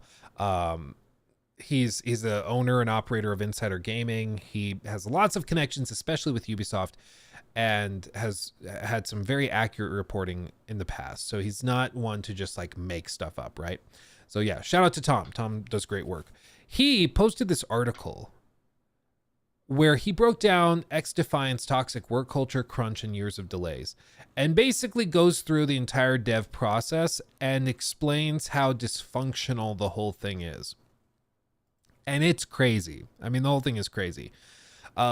They've missed dozens of internal milestones and deadlines the past couple of years, and although Rubin's latest comments on XDefiant missing its latest release date due to netcode are accurate, it's not a simple case of one and done issue that has plagued the game for years. As Insider Gamer has reported, XDefiant's shortcomings stem from several executives and directors on the project. They are internally referred to as the Boys Club by a large majority of the team. At first, the Boys Club was the name given to a select few individuals who caused consistent problems for the game's development, and the term was collectively agreed upon by some members of the team to feel a sense of camaraderie. But a couple of years later, that group grew to a dozen or so, both male and female individuals, and its term has evolved into something much more bitter in the studio. The group has been the cause of missed deadlines, crunch, toxic work environment, and multiple people leaving the project. While there isn't an exact date on when the club evolved into something more sinister, several sources stated that the change became the most apparent around the time that the Tom Clancy brand was dropped, publicly announced early 2022. Before the decision, the game was intended to be released in the holiday of 21 without any significant issues that plague the game today. The change meant more freedom for the project, allowing the Boys Club to make unnecessary changes, which has had a domino effect on the progress of the game. Despite the warnings from the team, it's currently added over 2 years to the game's development cycle. Eventually, things got so bad that XDefiant's toxic work culture, crunch, and internal problems became so prevalent that knowledge of the Boys Club even spread to other studios at Ubisoft. Interesting. The issue with the Boys Club isn't that it's managers or directors telling developers what to do, after all, that's their job, but it's the lack of work ethic, unpleasant behavior, and the egos from these individuals that have created a really unhealthy place to work, said sources. Quote, one member has no design experience or people experience and has been given directorial powers because of personal friendships, said one source. Ugh. Nepotism at its best. It means that developers are left with responsibilities beyond their original job descriptions, told to work tedious hours of overtime to complete tasks, and are often shrugged aside when suggestions don't align with the views of higher-ups. There have been many instances where people have cried, had mental breakdowns, or stopped caring about their well-being because of the toxic environment fostered by the club. The Boys Club is a closed group of protected individuals who think they are better than everyone else and do as they please without any repercussions, said one dev. One member has a history of treating people extremely badly, with more HR reports than I've ever seen. I frequently was told the following by management. What do you know? You have never shipped a game before. If you want to make it to where I'm at, then you need to do XYZ thing, said former developer who has since left Ubisoft altogether because of how they were treated. I have heard it's pretty bad over there, but it's bad everywhere at Ubisoft, to be honest, said another developer working at another studio. The netcode issues. As of late 2023, XDefiant's team has been facing a huge hurdle with the game's netcode. As Mark Rubin had already outlined, the game had significant issues and needed fixing. Ironically, though, this has been a known issue for years to people working on the project, and could have been avoided if leadership had listened to the rest of the team. But as the suggestions didn't come from within their bubble, or should we say, the club, the advice was ignored. There have been countless occasions where different teams would advise the Boys Club, for good reason, about making certain choices and decisions with months or years' notice in order to avoid issues down the road, said one developer when asked about the game's netcode issues. Insider Gaming understands that the game's netcode is still a significant issue for the project, and that the team has recently been struggling to reach the internal goal of 100 players per server partition, a goal desired to support the expected hundreds of thousands of players that will play the game on launch. It's one of the major reasons for this past weekend's closed playtests, which saw the testing of the netcode, social features, Battle Pass, and store. The store and Battle Pass weren't tested due to coins not being allocated to players. During the weekend tests, players who played the game and spoke to Insider Gaming said the netcode still wasn't great. Hit registrations were described as being terrible or off, with bullets not registering, going around corners, etc. However, from the 5 playtesters that we spoke to, the good news is that there weren't any major game crashes. Well, I guess there's that. I guess there's that. You got to take what you can get, I suppose. It's understood that the netcode issue originated from the significant changes brought by the Boys Club after the Tom Clancy name was dropped. The simple case of just dropping the name based on fan feedback resulted in a frenzy to add new factions, maps, and other features that needed to be built from scratch. Internal feedback was ignored, and corners were cut by reusing assets, resulting in huge technical issues that could have been avoided. Mark Rubin has said that he will update the game's status in coming weeks, but Insider Gaming understands that the game is currently undergoing as many internal playtests as possible. I mean, it's why, like, when people, I think it was Helldivers, when that first dropped and they hit server caps and stuff, people were like, well, just add more servers, right? Just add more servers. Pay for more. Easy.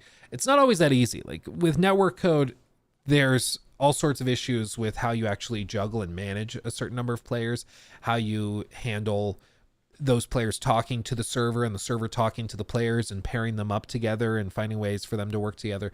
It can be quite complicated. And if you didn't do the legwork, or if you weren't anticipating millions of players or hundreds of thousands of players, then you can find yourself in some real trouble. And it sounds like that's what's happened here. It's like they all were warned, the Boys Club was warned about these issues years before and just didn't listen, and now they're suffering as a result of it. In our previous report, we reported that XDefiant's delays have stemmed from the never-ending pursuit of chasing Call of Duty, which has resulted in devs becoming increasingly frustrated with the project's lack of progress. This isn't an issue that caused the recent delay, but an issue that has plagued the game for years, and a subject that the Boys Club finds sensitive when brought up internally. And after our past report, seemingly publicly too. While there's no question that a new first-person shooter should take inspiration from other popular titles on the market, sources who spoke to Insider Gaming said that it became evident really quickly that Call of Duty was the only title that leadership was interested in.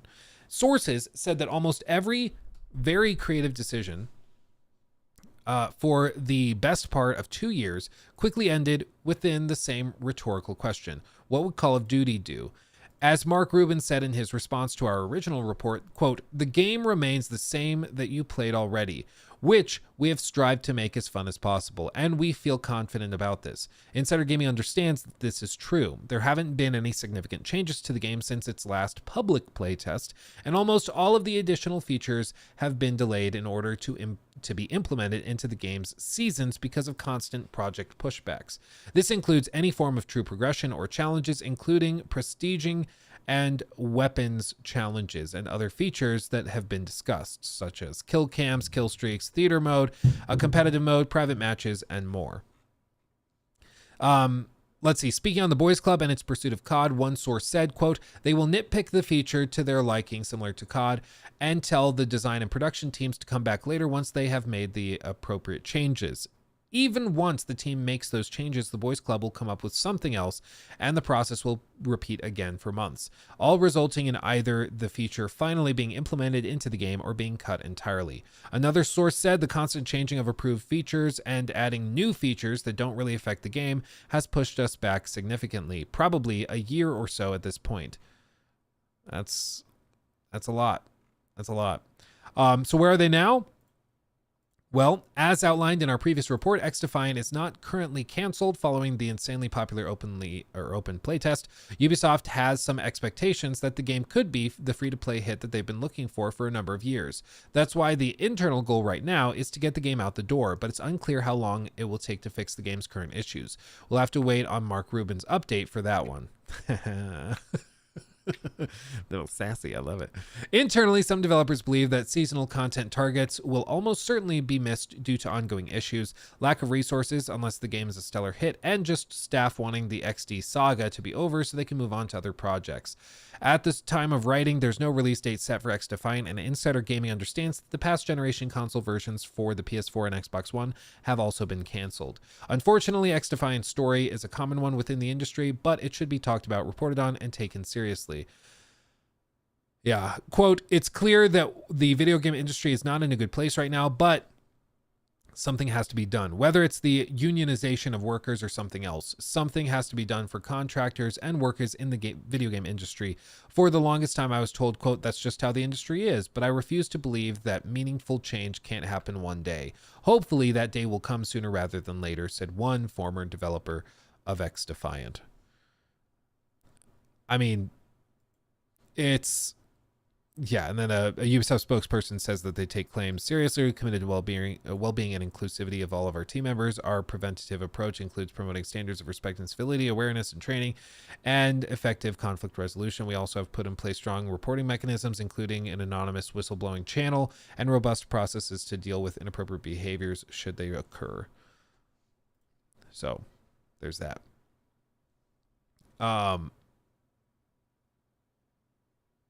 Yeah, this is interesting. So who knows? But basically, like Tom Henderson did a video breaking down this same exact thing, and he was actually copyright struck by Ubisoft for covering and talking about this in a YouTube video. So maybe this will get copyright struck too. But based on applicable copyright law, we removed your video from YouTube. XDefiant, the truth behind toxic work culture, dev crunch, and delays at Ubisoft. Content use LQA XDefiant, issued by Ubisoft. Kind of strange. That's weird. It can't be viewed anymore. I don't know. Ubisoft responded, said, thanks for flagging this. This seems to have been an oversight that's taking time to resolve due to the Easter holiday period, but we're looking into it. Thanks for being patient with us. So they claim it's a mistake. I don't know. They claim it's a mistake. We'll see if they take it down. They should take the strike down because that's not okay. Shouldn't do that. I mean, I don't think anybody's that shocked that there's development issues. It just seems like at Ubisoft there's a consistent issue with this sort of boys club mentality where there are a group of people that find their way at the top. And I don't know why they are having such particular issues with it. It's crazy. Whoopsies, we're sorry. Right as your video launches, we're going to copyright strike it. And then, yeah, we'll get around to fixing it at the end of the holiday next week. If a video has issues in the first hour, the video can be dead on arrival. Like just a single hour can make a difference. So like, yeah, a whole weekend, forget about it. Forget about it. Forget about it.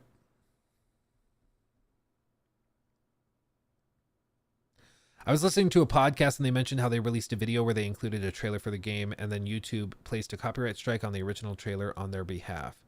Weird. Oh, that is weird. If it's like the order gets swapped up, that's odd. Yeah, it could be an honest mistake, but this looks like a manual flag, not an automated flag. And if it's a manual flag, somebody at Ubisoft filed the copyright claim to issue a copyright strike for an article that's not very positive. And that's a very bad look. So, I mean, whoever did it, if it is honestly a mistake, they should be held very much accountable. But yeah, we'll see. This was also interesting. This is in the same vein as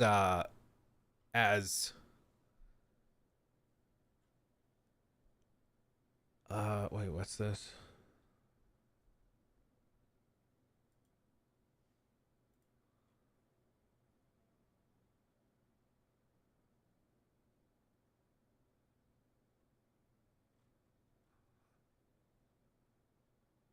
I don't see. Hold on. Forbes.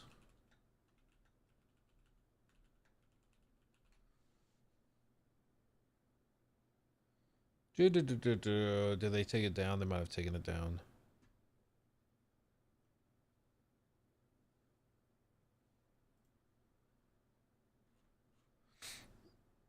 Yeah, I think they took it down. Okay.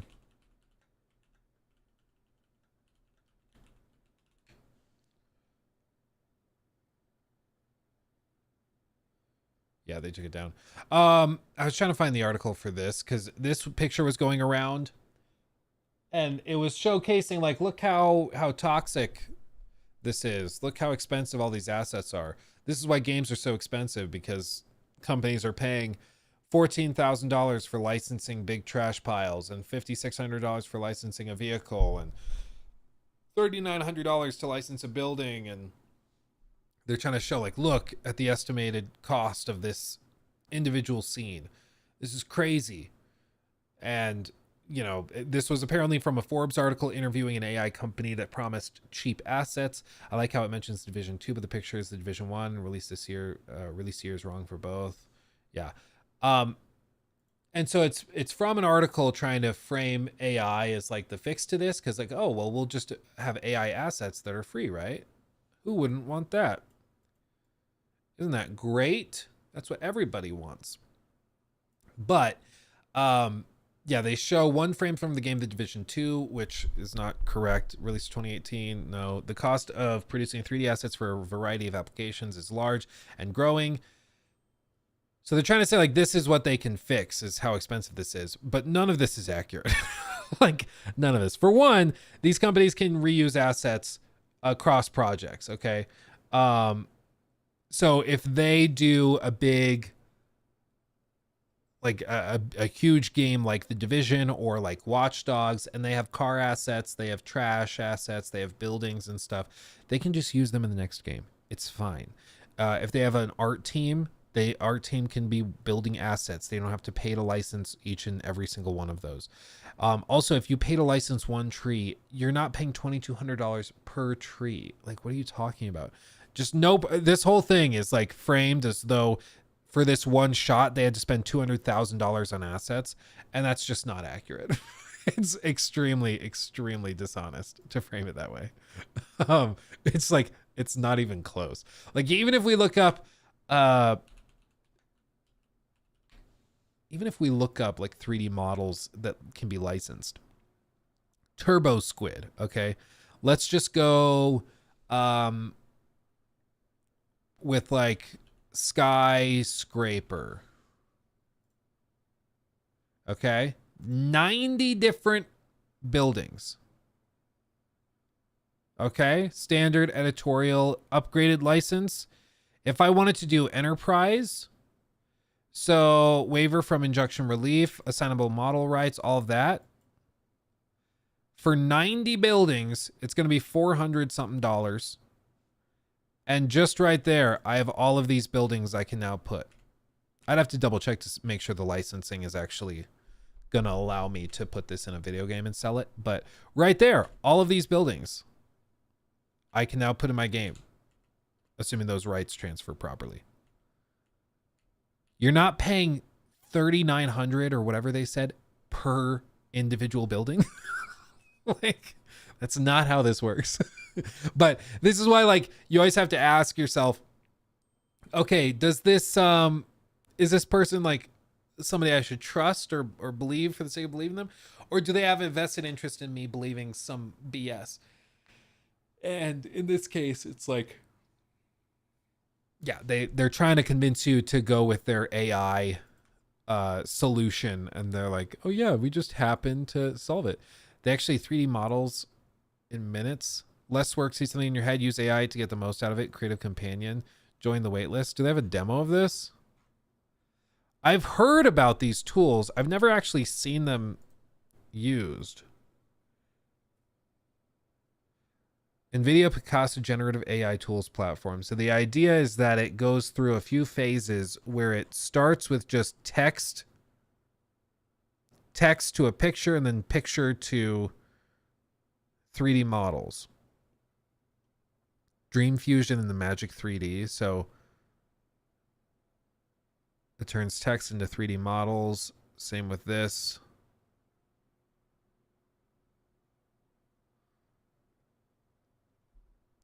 Like, again, this is where we're at now. You remember how insane the progression was in a single year, going from that Will Smith spaghetti video to the modern one? This is where we're at now. So just imagine where we'll be in a couple years. Like you'll be able to just be like, hey, I need a 3D model of a minotaur that's got a bunny tail, and it will just do it. It's crazy. It's just absolutely crazy. But this is why executives are so giddy about this, because with this one tool, if it gets good enough, you could just single-handedly get rid of like your whole art department. Like, or keep a very small team in your art department purely for like character modeling and stuff. That's why executives get giddy over this stuff. Like, ooh, we could lay people off. Yes, please.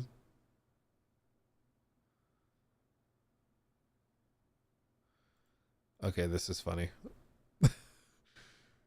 Me to Marvel rivals after playing Suicide Squad Kill the Justice League Season 1. You have been promoted. You are now one of my elite employees.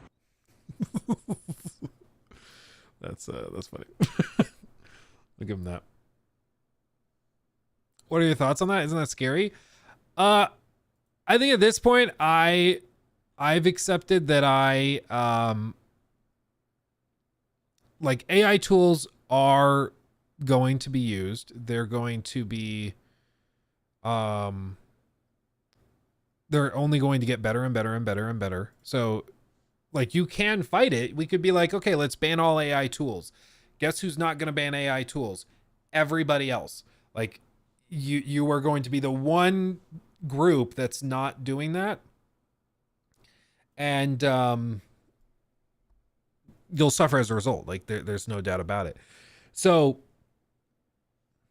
I think we should learn to work with those tools, not against them, not fight against them, because it's a fight that will be lost. Like you will not be competitive if you try to fight the AI tool thing. So you got to find a way to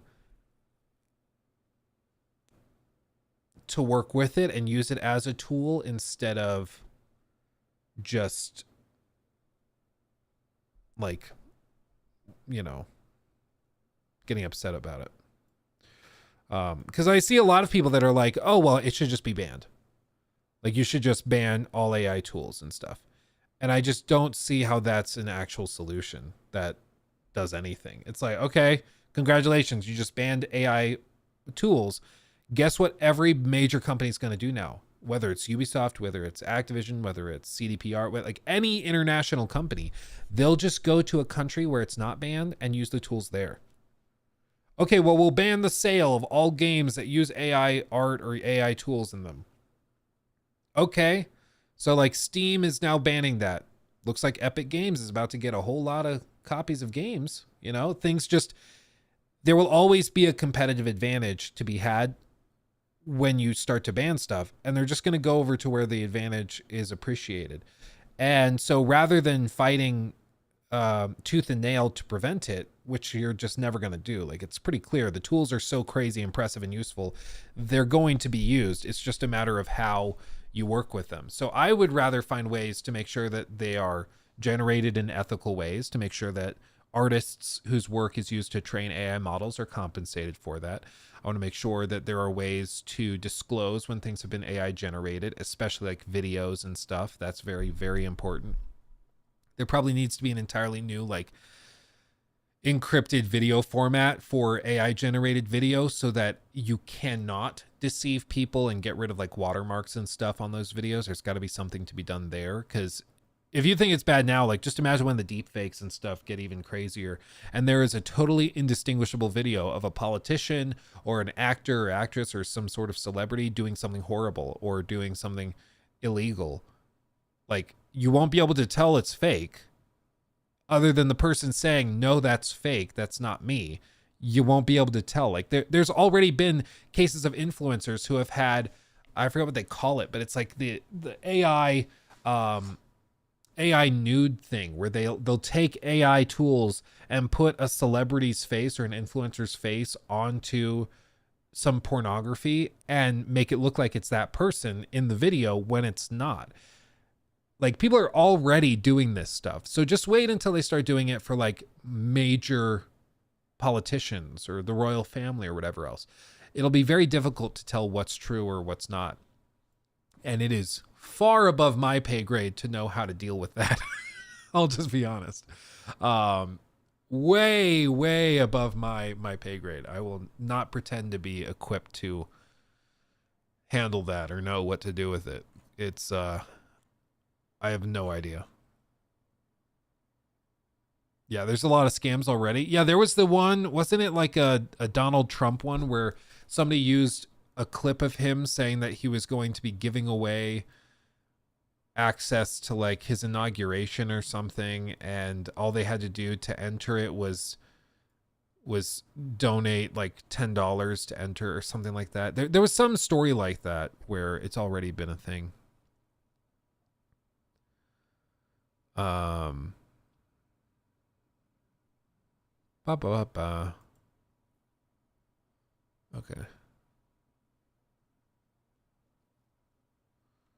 There's a ton of AI Mr. Beasts giving out money. Yeah, and it's all just like 10-year-olds that are falling for it, which is what's really particularly gross.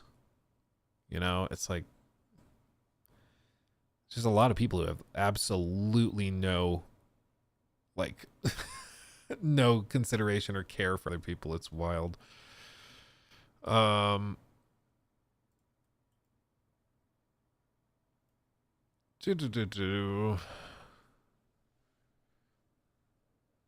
Night with the Devil, they used AI in one brief segment and people are boycotting it. Late Night with the Devil. I haven't heard of that.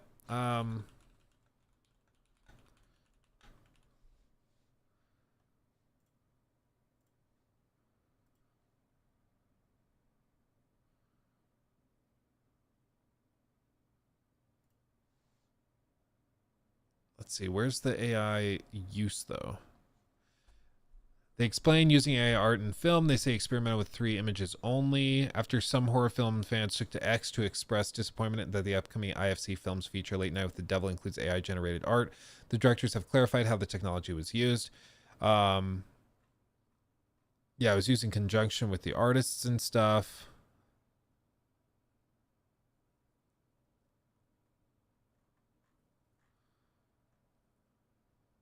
Okay.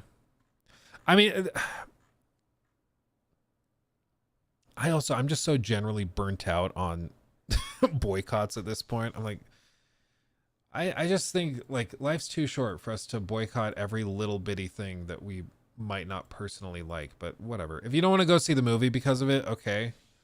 I don't see how that's a gross offense justifying boycotting. But if somebody doesn't want to go, okay. Okay. Don't go see the movie. Yeah, like, don't go see the movie then. I don't think the average person cares, honestly.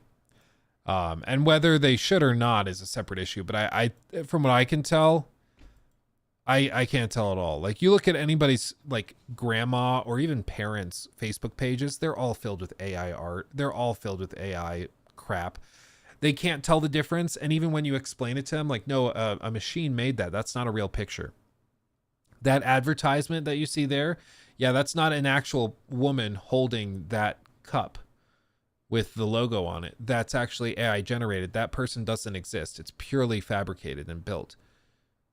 Like, nobody cares. Nobody cares. And so they're fighting an uphill battle there where they've got to either find a way to tell people that they should care or just learn to work with it. Because as of right now, there's just not a real clear argument for why a movie should be boycotted because it used AI art, other than like people on Reddit or Twitter being like, no, you should boycott that movie because they used an AI tool to do something a human could have done. But I'm like, okay, well then should we like be banning anything that machines can do that humans can also technically do? Like, should I not be buying like machined furniture that was cut with a lathe when it could have been done by hand? I'm like, well, by buying that piece of furniture that was lathed, you took labor away from carpenters who could have done that by hand. Okay, like we just, where does it stop? You know, there's no consistency with it other than I don't like it because it might affect me, which is fair. Like, I understand why that would be concerning. Especially if, you know, you're working in that industry, but I don't see how you should then go and demand that everybody else also boycotts it, you know? Do you think people whose faces get deepfake, they should, without the consent, they should start lawsuit? Oh yeah, no, if you can find the person that did it, that's the question though. Like if you were to put a politician's face on a video of somebody murdering somebody else, and then you try to frame it as that's real, then yeah, that person should be locked up. Person should be, it's past defamation at that point. I mean, or defamation and libel, like it's well past all of those things. So if you can find the person that did it, yeah, they should be punished. But that's the big question, is whether you can find them. Because I don't know if they can.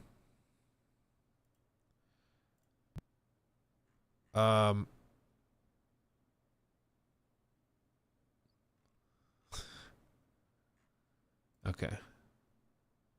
Is it only a boycott if you try to convince others to not buy something? If you only decide for yourself, should it count or shouldn't count as a boycott?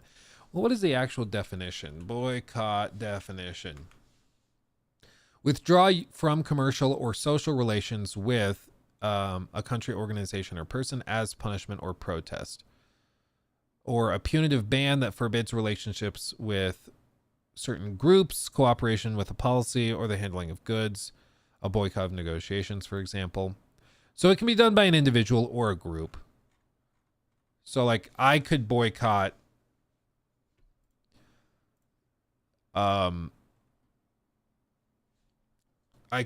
Red Bull because I think putting blue cans into the public is disgraceful and satanic. I could do that myself. But still stupid. I don't know where I was going with that. To be honest, most boycotts are based on false information. Well, it's usually conflicting motivations. That's the big thing. Like, it's one thing to want to boycott AI, like a film that used AI, if say the tool was trained in an unethical way, where it was trained off of artists' work that they didn't consent to putting up for the training algorithm. That's fair. Like, I think that's fair to be upset about. That's an unethical use. It's not attributing it. Yeah. But then you can immediately get over that because some of these new AI tools and videos and stuff, or algorithms and stuff, are being trained on, say, like the Getty Images library. So they have the full rights to every image on their platform. So there's no legal problem. Like, the artist has been compensated, the photographer has been compensated. So like there's no clear reason to boycott it based off of that. So then you're like, okay, why else would we ban it or boycott it? And people then go, well, because you're taking a job away from somebody that could have done it by hand or could have done it themselves. You're taking a job away from a human. And the problem with that is that that's been true of pretty much every technological advancement in human history. Like every single one. Even like calculators on your phones, or they used to be like dedicated devices. Those took jobs away from people. They were called calculators, and all they would do is their job was to calculate things. They would go to work in a big old building, have little slide rulers and multiplication tables, and they would just calculate stuff all day to do the math for engineers and stuff. Because you wouldn't need to do it. There used to be an entire industry of people who all they would do is like they would run the stables in big cities, because when you would ride your horse to New York City, you had to have a stable to keep your horse in. And then there was a whole industry of people that had to clean up the horse crap off of the roads. And then there was a whole industry of people that had to also provide and bring in food for the horses that would come in as part of the transportation of the city. There were all of these cascading things that you needed to do. You needed to have people that would, were basically blacksmiths and would put horseshoes on the feet of the hooves of the horses. There's a whole like multiple industries tied to horses and transportation. And then cars came around, and in the span of like 10, 20 years, all of those industries implode and go away. Should cars have been banned because they were going to put all of those people out of work? You know, because that's basically what's being discussed right now. It's like AI tools are going to put a lot of people out of work. Yes, they will. Most major technological advancements do.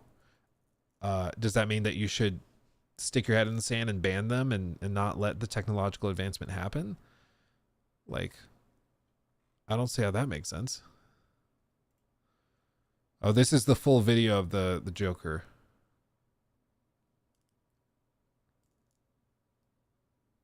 Yes, ban cars. They stopped my bike business. Yeah. It's just whenever you have when I have somebody tell me like they want me to boycott something or a game or whatever else, I'm like, okay, what is the standard? Why are we boycotting it? And then let's test it and see if it's consistent. If it's something that's consistent and we can apply it to everything and that makes sense, okay. Like if you are an individual that's like, oh, I think I should effectively boycott eating beef or mammals or whatever. Like, okay, if you have a consistent ethical, ideology that backs that up and you're consistent and sure enough, you don't eat any beef or mammals or whatever, and you just are very consistent, you're just pescatarian, whatever. Okay, I can respect it. I can understand that. And I'll take you seriously because you're being consistent. But when you're trying to get me to boycott something and then immediately there's a hypocritical thing where it's like, yeah, but I don't do it here. I boycott Dragon's Dogma for having microtransactions in the single player game. Or DLC day one for a single player game. But I'm not going to boycott Resident Evil 4 remake because I really like Resident Evil 4 remake. But I'm going to boycott Dragon's Dogma 2, a game I'm less excited about. Like, you can start to see a lot of holes get poked in it,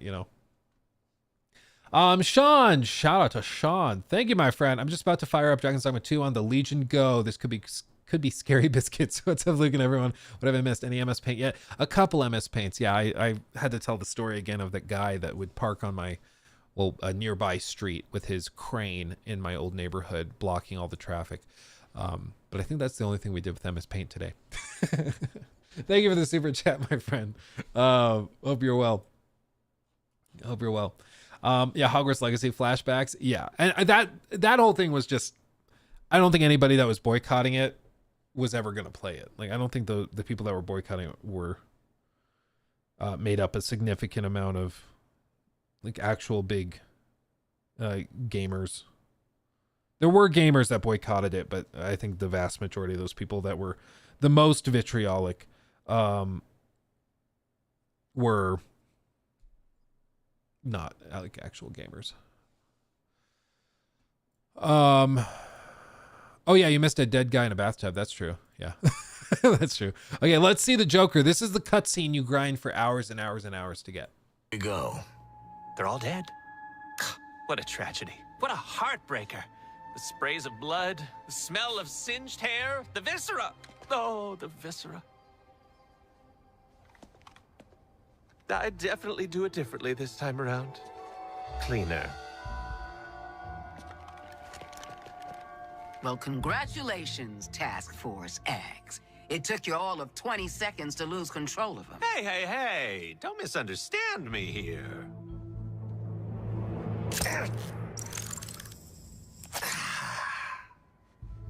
I killed my team because I truly cared about them. And even though I've only just gotten to know you guys, I care about you that much too.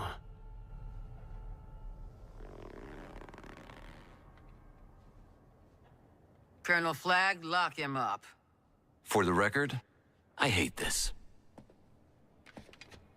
Oh, is it too much? Making new friends after a move is always tough. Oh, this is much more accommodating than other cells I've been in. Is that real?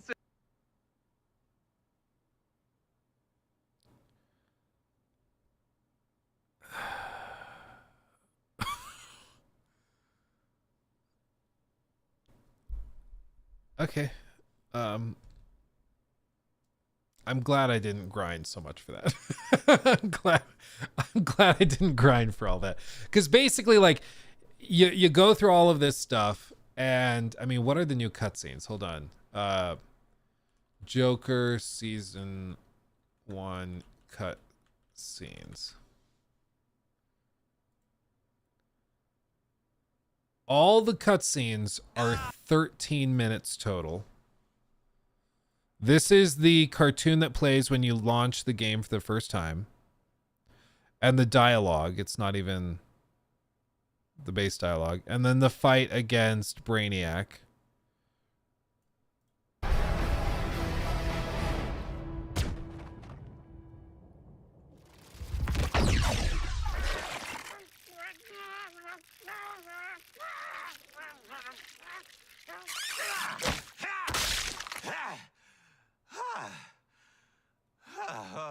Oh, Sean, thank you, my friend.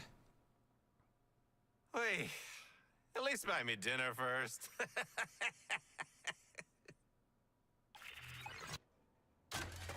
Okay. So that's the whole thing. You get the Joker, and then you come in here.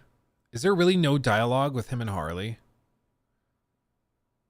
Are they just not going to acknowledge that?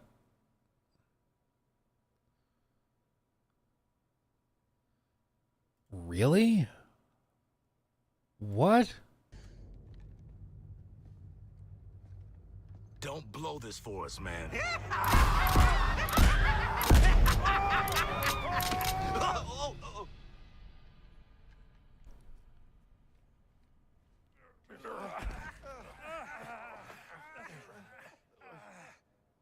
What'd I just tell you? Wait, we don't shoot these guys here? Aw, okay, that's on me. Oh, Christ. Mandy, baby, is that you? Oh, I'm so glad you're alive. Shut it.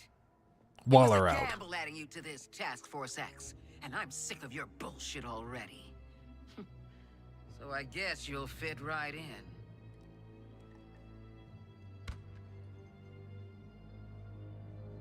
Keep him in line.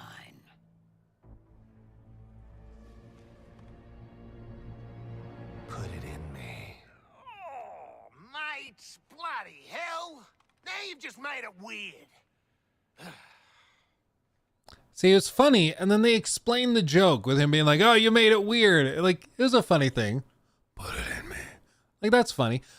But then he explains the joke and ruins it. It's like, how stupid do you think we are that we didn't get it? How? Hell no. Been there, done that, got the scars, did some healing. I'm not into that type anymore. Maladaptive narcissists? Comedians. Come on, dead shot! Is that like the only acknowledgement she's going to make of him? My hands are too large. We sure about this, director? We saw the rest of this clip. He gets put in the containment thing. It might look like I've only got one leg, but you should see all the ones I've got buried in my yard. Come on, don't leave your best weapon locked away. In case of alien emergency, break glass! You eyeing me or the bed? Either way, I love the intensity. Anytime you want to switch out, you just let me know. I even warmed up the cot for you. Don't ask how. You know what the team needs? 100% more Joker and 10% more iron. Hey, pal. Thoughts? Feelings? Let's talk this out. You know, back home, I'm more than just a murderer. I'm a mass murderer. If you need a break, Okay. I'm your man. If you don't, I still am. Please, somebody use me. Hey, do you know how to get blood out of spats? Asking for a friend. I don't need your validation. No, make it stop. No, we're in this together. You're going to suffer with me as I listen to this. But it sure would be nice. It might look like I've only got one leg, but you should see all the ones I've Okay, got buried that's in all the my dialogue. yard. We begin at the Arkham Asylum. Oh, this is a good idea. Actually going to the like Batman Museum with Joker. That's a good idea. I wouldn't have thought of that. That's good. For the criminally insane. Batman had apprehended Joker like so many times before. But this night was different. The maniac had prepared a trap in the midst of Batman's deadliest foes. Can you smell the excitement in the air? Ha ha! No? Must have been one of the guards then. Croc, old boy. Is that you? I've got your scent, Batman. I will hunt you down. Joker spraying nearly every killer in Arkham. Don't like to think about it, but at least I made it out. Captain Boomerang's doing the same thing where he's just walking in place and keeps bumping into the player character. It's the same thing Harley did at the end of the video I just posted this morning. I don't know why, but that wasn't in the game before. It's like a new bug. Great night for a party. Yeah, they redid the voice lines. I'm guessing it's I mean, there's two things they could have done. They could have just played the original lines again. And I don't know if it was like maybe they wanted to do that, but they couldn't because they'd have to pay Mark Hamill for the rights to use the dialogue again, because maybe he only signed a contract allowing them to use those lines for that one individual project, so they couldn't use it for another. Maybe that's what it is. I would assume that they own the rights to that audio since they made the game. Like, they own the rights to the recordings. So I would assume they could just use it again if they really wanted to. And so I guess the reason why they're using a different actor to voice the Joker here is because they're trying to do it like thematically and narratively in an accurate way, where they didn't, like, the people that made this Batman museum didn't have the original recording because they weren't recording when all of that went down. So they're trying to do it in like this way where it's like, yeah, the museum director hired an actor to play the Joker who's dead at this point to record this line of what Batman said was said. And, you know, they probably get out of it that way. Batman was able to thwart Joker's schemes, but the Yeah, seeds see, of Captain evil Boomerang's just doing it planted over and that over day again. would only grow. Does he not have any dialogue for it?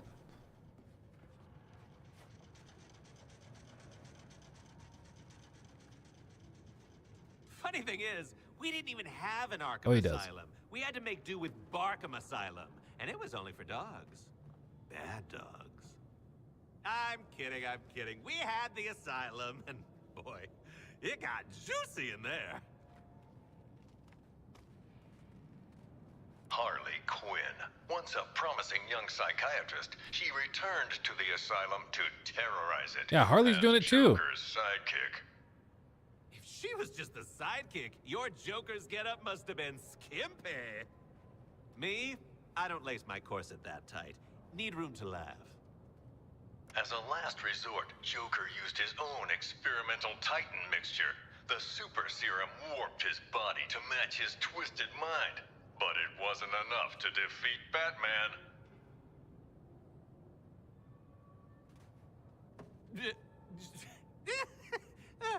Just to be clear, they turned Gotham's low-income neighborhoods into a privately owned prison state.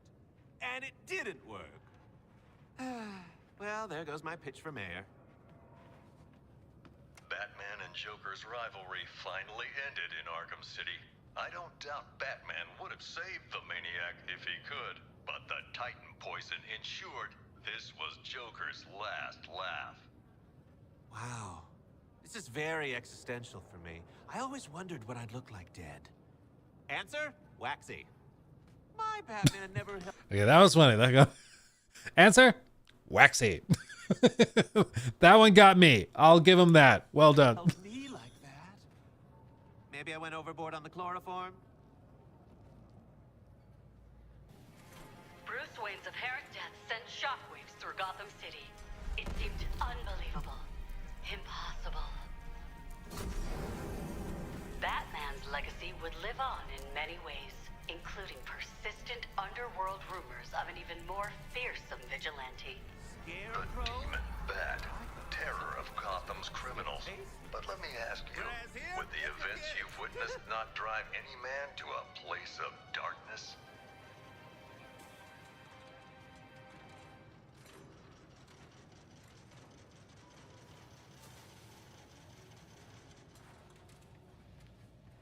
See, what I like is he could have called himself Money Man, but he went with Bat.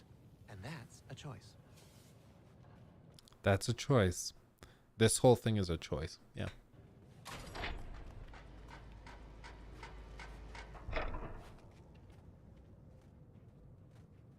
Several years after faking his death, Bruce Wayne finally returned, drawn back to the light by the metahuman superheroes from Metropolis. They asked Batman to join the Justice League. He accepted. And so, the story of Bruce Wayne, the Batman, continues, far from the mean streets of the city that made him. I'm Jack Ryder. Thanks for taking this journey with me. Wow, they're just like us. I'd blow them right up if I could. Wait, that's it? No more backstory? No more jingles? Tell me there's a gift shop. I want a pressed penny. That's all of it. So it's literally one cutscene. Technically, I guess two if you count this. But there's this cutscene. And then it's just dialogue that plays as you walk around. So let's see where it ends. It ends right at like 7:05. And the cutscene starts at like 4:15. So it's like 2 minutes and 50 seconds. For real. So after all of that, there is a 3-minute cutscene.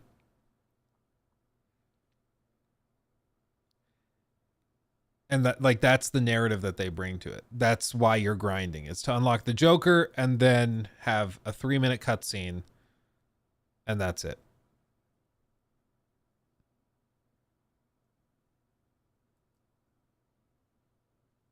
Like, it's just stunning. Like, it's genuinely baffling. There's like the one or a couple of sentences from Harley about, oh yeah, I'm trying to heal a little bit. I'm trying to get better about this. I don't want to mess with him. Hell no. Been there, done that, got the scars, did some healing. I'm not into that type anymore. I think there's a really cool, like, thing to explore narratively where this is a different Joker that reminds her of her Joker, but that is different and unique and emo, which is a choice. They could have explored that. There could have been like a series of sort of story missions or something where you get to know this new Joker a little bit more, and then maybe there's the big Brainiac fight at the back end of the encounter. But instead, they went with literally the laziest possible option, which is to have 35 missions roughly of grind, and then this. a 2-minute 50-second cutscene, and that's about it. Some lines of dialogue here and there, but then everybody is just supposed to be like, yep, well, Joker's with us now, and just not acknowledge it at all. It's genuinely amazing. Like, does this Joker even mention his Harley? I don't think so. Apparently he's gay. I mean, who knows? It's an alternative dimension. They can do whatever they want with it. But like, we don't even get to know clear answers either which way because there's so little content here.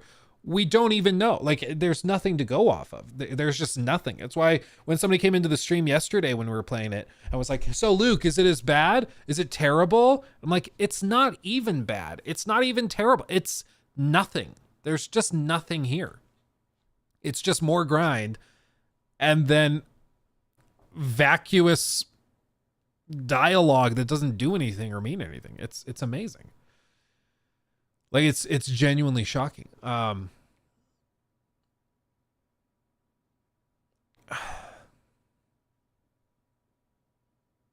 Still blame Sweet Baby Inc. for the writing. I mean, we don't know where their help started and stopped. So, I mean, we know that I think they said they worked on the banter specifically. So I think that they worked on probably some of this dialogue. It's pretty bad. It's pretty bad.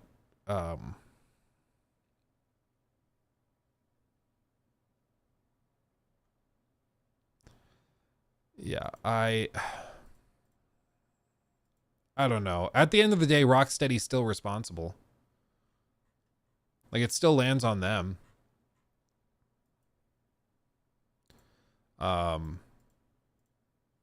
Because no matter which way you spin it, they still hired them and took their advice. And if they wrote the script, they still chose to do it. But yeah, I mean, Sweet Baby Inc. is an easy scapegoat. The thing is, like, whether they did write that dialogue or not, it doesn't really matter because Rocksteady still put it in the game. They could have taken that dialogue that was written and then just been like, okay, this is terrible. No, we're going to hire somebody else to write this. But they didn't. Even if Sweet Baby Inc. wrote that, they looked at it, said, oh, that's awesome. Okay. And went with it. So either way, Rocksteady still is to blame at the end of it.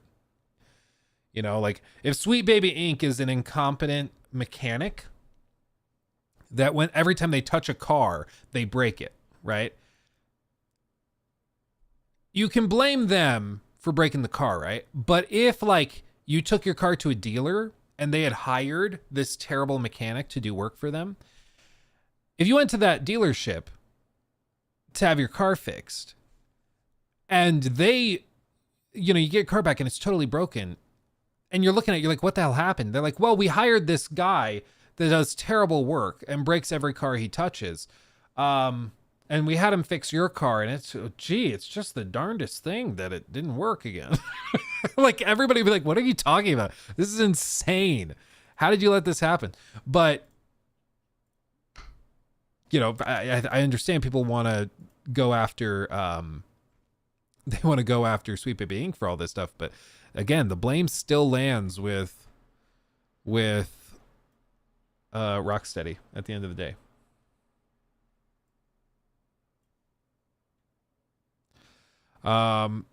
Let's see. Let's do this. Let's touch on this real quick because somebody brought this up. Yes, in fact, it is true. Embracer is selling Gearbox to somebody we didn't really see coming. Take-Two Interactive. Previously, it was rumored that they were being sold to like a private group of investors. That it was going to somebody like probably just an independent group of millionaires or billionaires that wanted to own a big company like this. But no, it turns out that they've actually been bought by Take-Two Interactive for $460 million, which is crazy. It's going to be paid out in full as newly issued Take-Two shares. Interesting. As part of the sale, Take-Two will receive Gearbox Software, Gearbox Montreal, and Gearbox Studio Quebec. From a game standpoint, the company will receive rights to the Borderlands and Tiny Tina's Wonderlands franchises, along with Risk of Rain, Brothers in Arms, Duke Nukem, and Homeworld. As part of the announcement, it was revealed that Gearbox currently has new Borderlands and Homeworld games in development. No shocker there. They're working on Borderlands 4, like, without a doubt.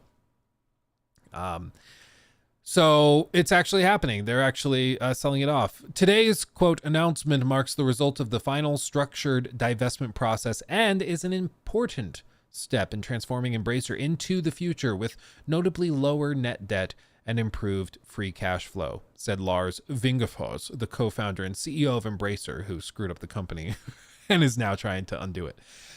Through the transaction, we lower business risk and improve profitability as we transition to becoming a leaner and more focused company. After evaluating several options for Gearbox, I am happy that we have reached a solution that is in the best interest of all stakeholders. Randy and the team have been great team members throughout the past years, and I would like to thank them for all that. As one of the world's greatest game developers, I'm confident that Gearbox will continue to innovate and thrive in their new home within Take-Two.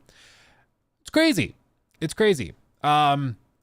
Strauss Zelnick, the chairman and CEO of Take-Two, said, quote, our acquisition of Gearbox is an exciting moment for Take-Two and will strengthen our industry-leading creative talent and portfolio of owned intellectual property, including the iconic Borderlands franchise. Interesting.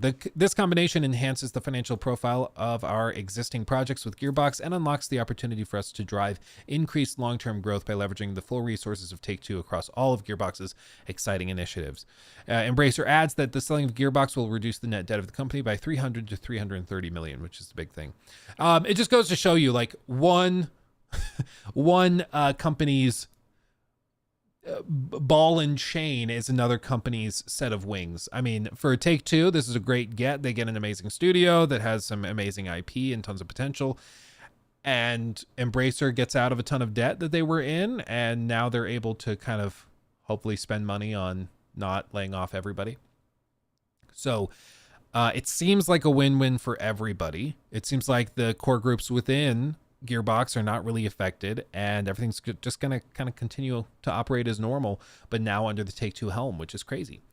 So it makes sense. It makes sense. Yeah,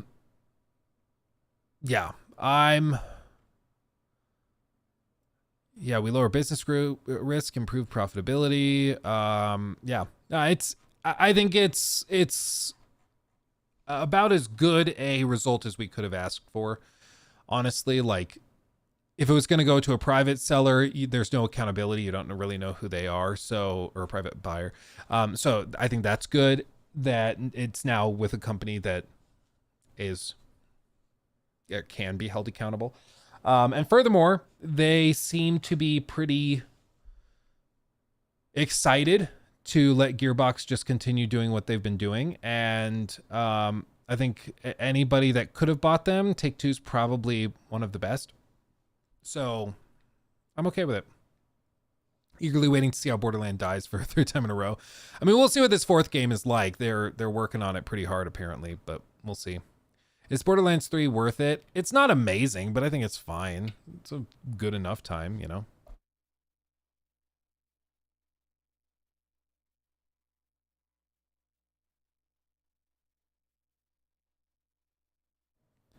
What do you think PlayStation... What do you think of PlayStation if Steam goes to Xbox platform or PlayStation pull their games off Steam? No, I don't think they're that petty. I know some people are super stoked on the idea of Steam and Epic platforms going to Xbox. And I think from a consumer standpoint, absolutely, it is a very pro-consumer move. Because straight up, I'd be able to buy games on Steam once and play them on PC, play them on my Xbox on the go. Like that's an amazing value. That's awesome. For the Xbox brand, it just turns the Xbox into a weirdly shaped PC. And I'm not totally sure if that helps them in the gaming space. Because a lot of people and gamers are buying the Xbox because it's more streamlined and it's a lot easier to use than a PC for gaming. So they'd have to do some work to make sure that it's still streamlined and easy and accessible. If they can do that, then yeah, it could work great, but we'll have to see. I know the rumors about Phil opening up the platform and trying to find other ways to open up the platform, that could mean any number of things, but we'll just have to see. The thing, though, then there's no point of buying a PlayStation. Well, the point of buying a PlayStation is for the exclusives. Like, they're bringing stuff to PC, sure, but they're bringing it like a year after. If they get to the point where, for example, they're launching The Last of Us Part 3 day one on Steam, and it's also available on Xbox, then yeah, there becomes less reason to have a PlayStation other than that it's the first party place to play it. But I don't really expect them to do day one releases. I expect them maybe to announce like, okay, we're releasing on PlayStation 5 in the fall of 2024, and in 2025 we'll be bringing it to PC. They'll probably announce that type of thing, but I don't think that they're gonna do that.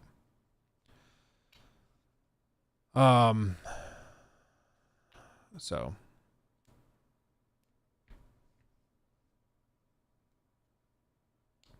Can we talk about how stupid console wars are? Yeah, I mean, you're preaching to the choir here. It's really, really pathetic to see people tie up their personality into a product from a multi-billion-dollar corporation. I'm like, why?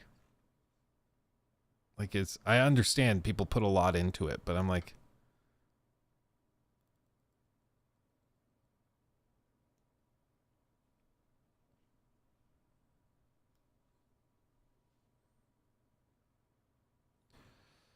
Like, it's okay if you like your platform. That's fine. But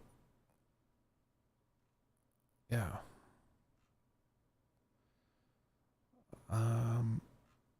Yeah, we already talked about XDefiant. Don't worry. You can go back in the VOD if you want to check it out. Let's see. Stellar Blade. I was not familiar with your game. I'm sold based on the demo. Soundtrack is pure heat. Can definitely feel the near influence. Great visuals and performance. OLED looks amazing. Boss fights are great. Not as hard as Sekiro, but still challenging. Combat starts slow, but improves as you unlock more skills. Wide linear levels with secrets and exploration. Great use of DualSense features. Good voice acting. Big set pieces that are pure hype. So far, so good. Seems like a great action game with high production value. Definitely excited for the full game. Yeah, I mean, this clip looks way more interesting than the trailer they initially dropped. I also find it really, really funny that there are all these efforts to cancel the game because, like, the protagonist has tight clothing and a pronounced rump, and it's done nothing but help the game. You know, it once again goes to show you, like, a lot of these boycott efforts just do the opposite, you know? It's so funny. It's so funny. But you were supposed to not do it because I posted to Twitter and got 50 likes and 20 retweets. You were supposed to boycott it. Why are you still buying it? You know, it's so funny to me. It makes me very, very happy. I'm hoping people are realizing that Twitter and X are not real life. You know, I think it was Matt Orchard, the YouTuber. I saw a video of his, and he put it really well, where he was just like, the problem with a lot of these big platforms and modern internet is that it's given people a very loud voice even when they have nothing of value to say. And I think that that's very accurate. I think that's precisely what it's done. Like, all these people think that their opinions are just as valid as everybody else's because they can post to Twitter and get 50 people to retweet it, or 300 people. Even if you have a tweet that does 1,000 likes, a pretty successful post on X, that in the scheme of, like, the internet or social discourse is nothing. Like, that is nothing. Congratulations. You got, like, a few grains of sand in the ocean to agree with you in your echo chamber. Like, it doesn't, I'm hoping companies are starting to realize that that's not an actual indication of where the consensus is among consumers. And I think Hogwarts Legacy probably was the first real instance of this blowing up in their faces, where Warner Brothers was just straight up like, yeah, we think of it as online drama. We're not really taking the calls for boycotts very seriously. And sure enough, the game launches and is crazy successful. And I know for a fact there were a lot of people that were buying the game intentionally because they just wanted to, like, do it in spite of the people calling for boycotts and stuff, you know?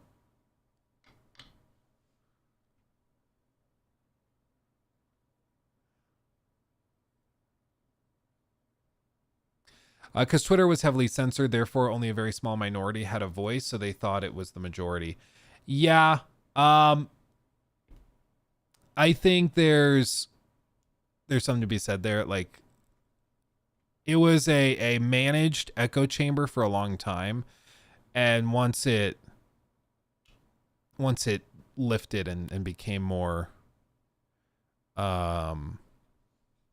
open, people just started losing their minds.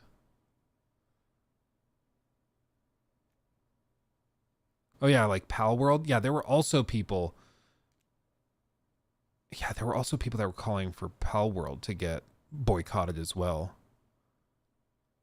The thing with Pal World was, it was like, yeah, it's obviously very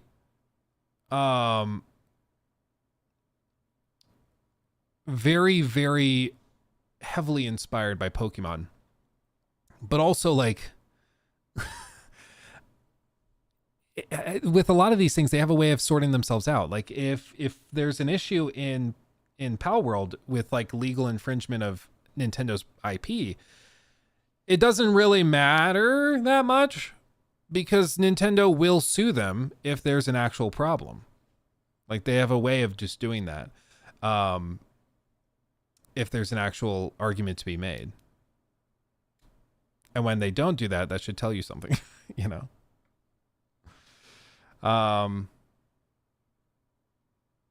Yeah, well, and the whole Pokemon thing is weird. It's the same thing with like, with Sonic fans. Sonic fans are scary, dude.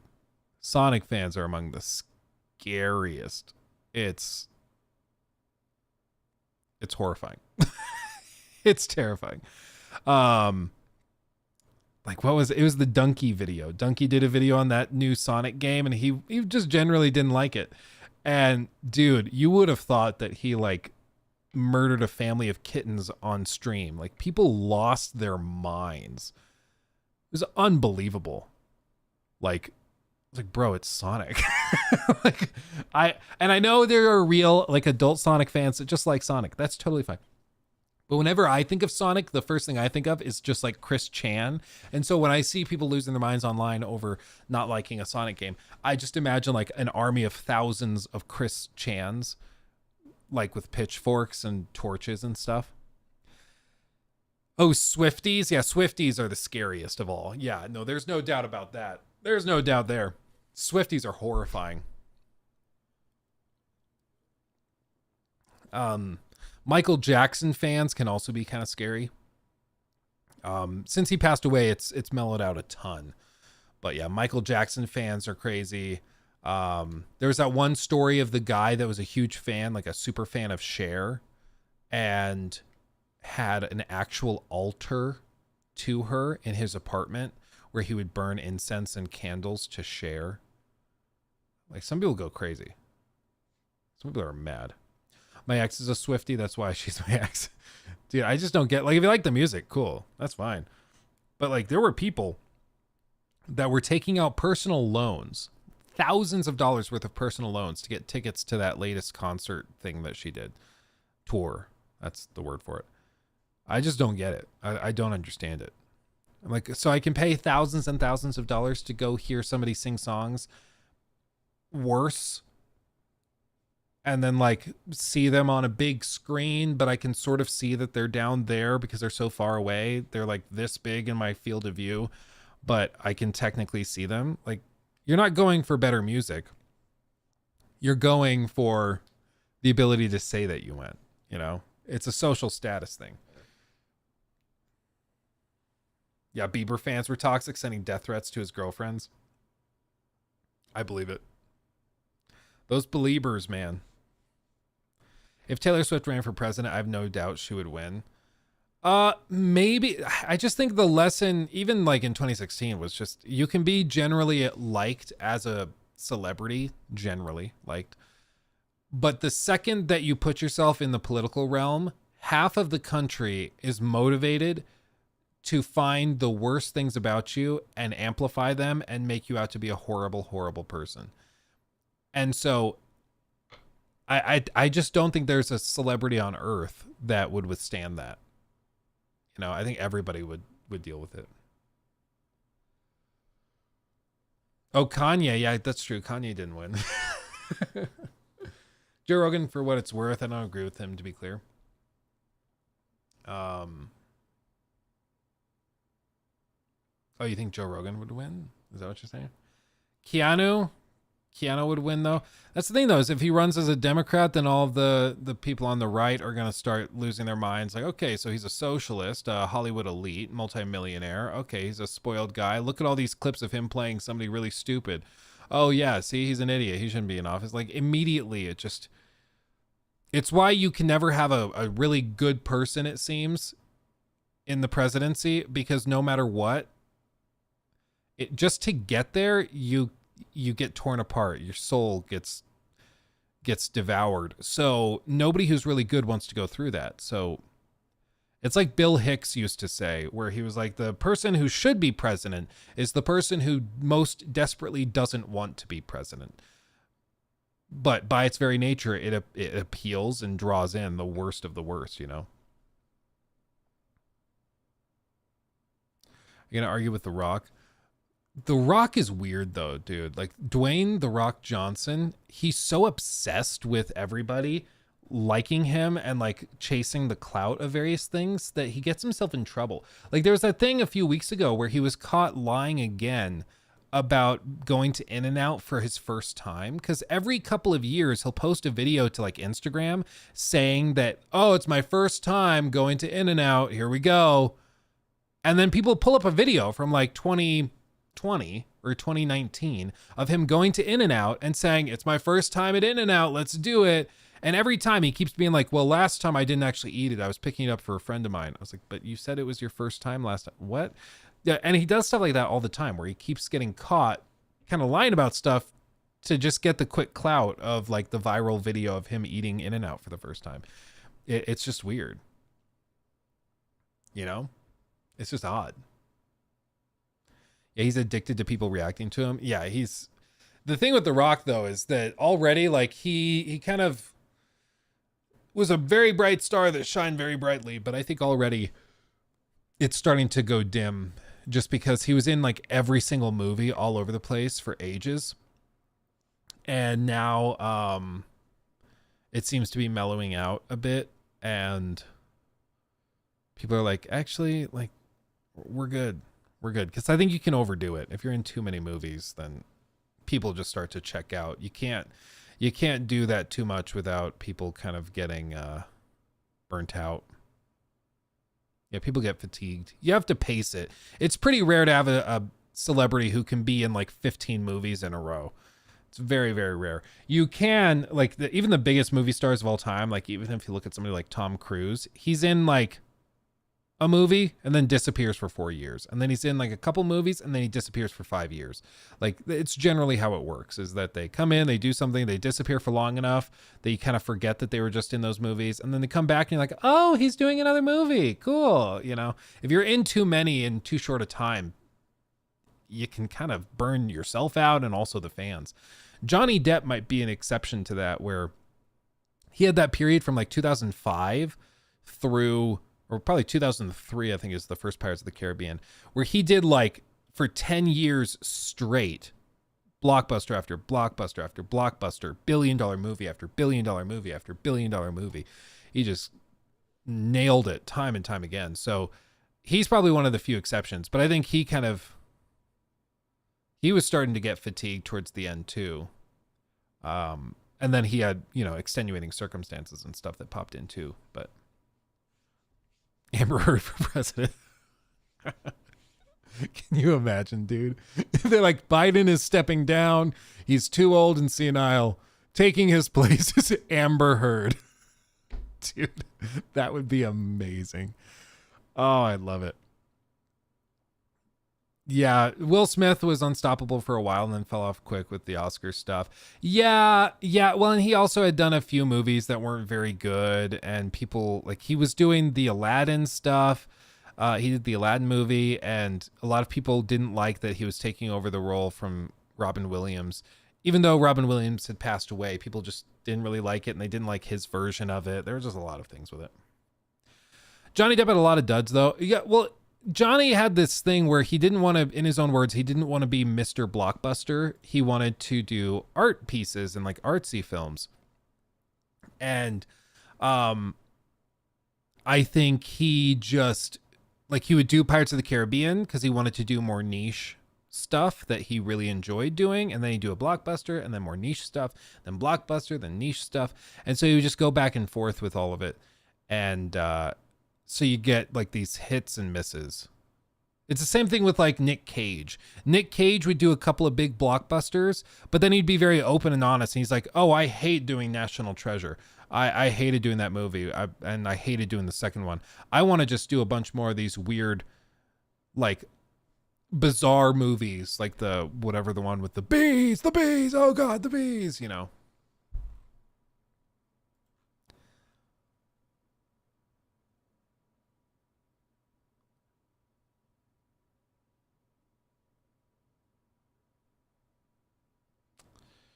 Yeah, he's having a label put on him. I hope he comes back as Ghost Rider. And I'm still waiting on National Treasure. I'll be real.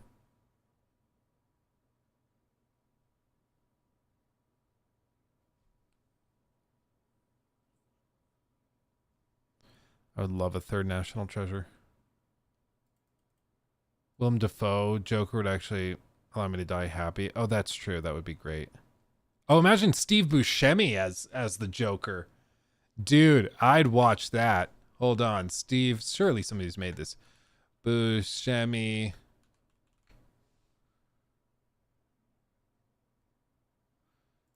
Oh, yeah, dude. Look at this. People have done, like, concept art of him. Come on.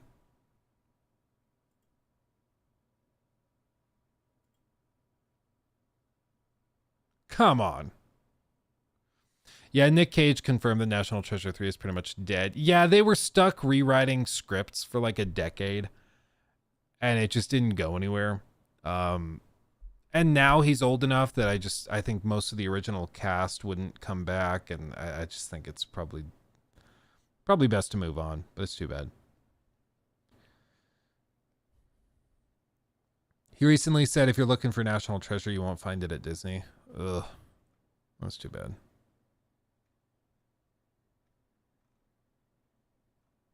Yeah, Joaquin Phoenix was so good as the Joker.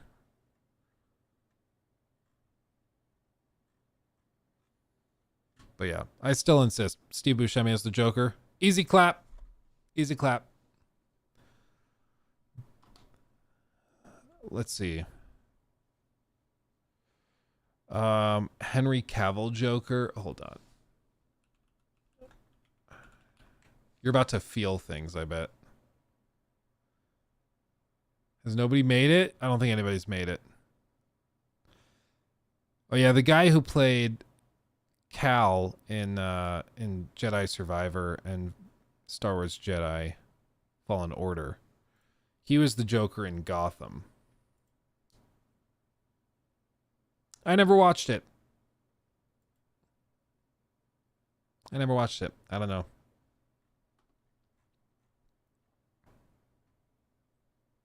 He was pretty good.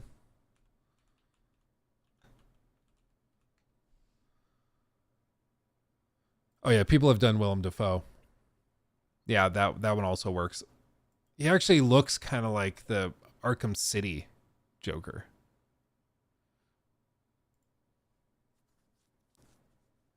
Yeah, that's easy. That's an easy cast. That'll do. Oh man. It would work really, really well. The teeth also kind of do it.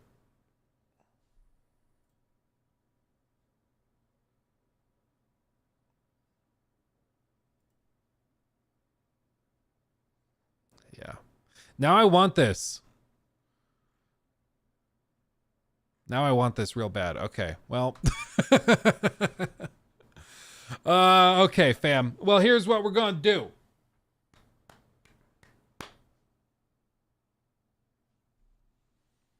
Here's what we're going to do.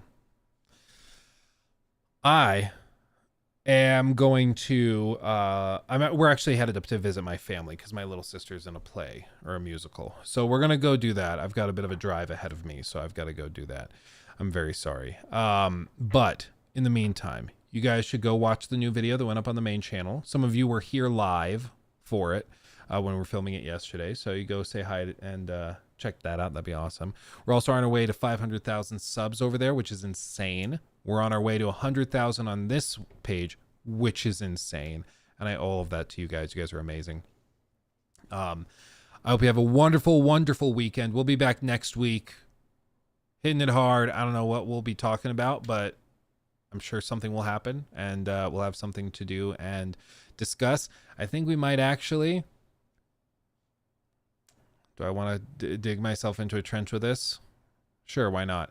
I have started, technically restarted, working on my Starfield critique. I have pages and pages and pages and pages of notes from my initial playthroughs and everything. And then I had to kind of step away because I was like, it was sucking my soul out and I just needed to move on. But I think I'm ready to tackle it once and for all. And I have a lot to say, so we might start working on that partially during the streams as well. So buckle up for it. Until then, game's that good though? Just wait. Much love, everybody. Stay safe. Thank you to everybody who gave super chats and memberships and everything. Pog Deshaun for the $50 redos and the 5 gifteds. Thank you, everybody. You all are wonderful. Waller out.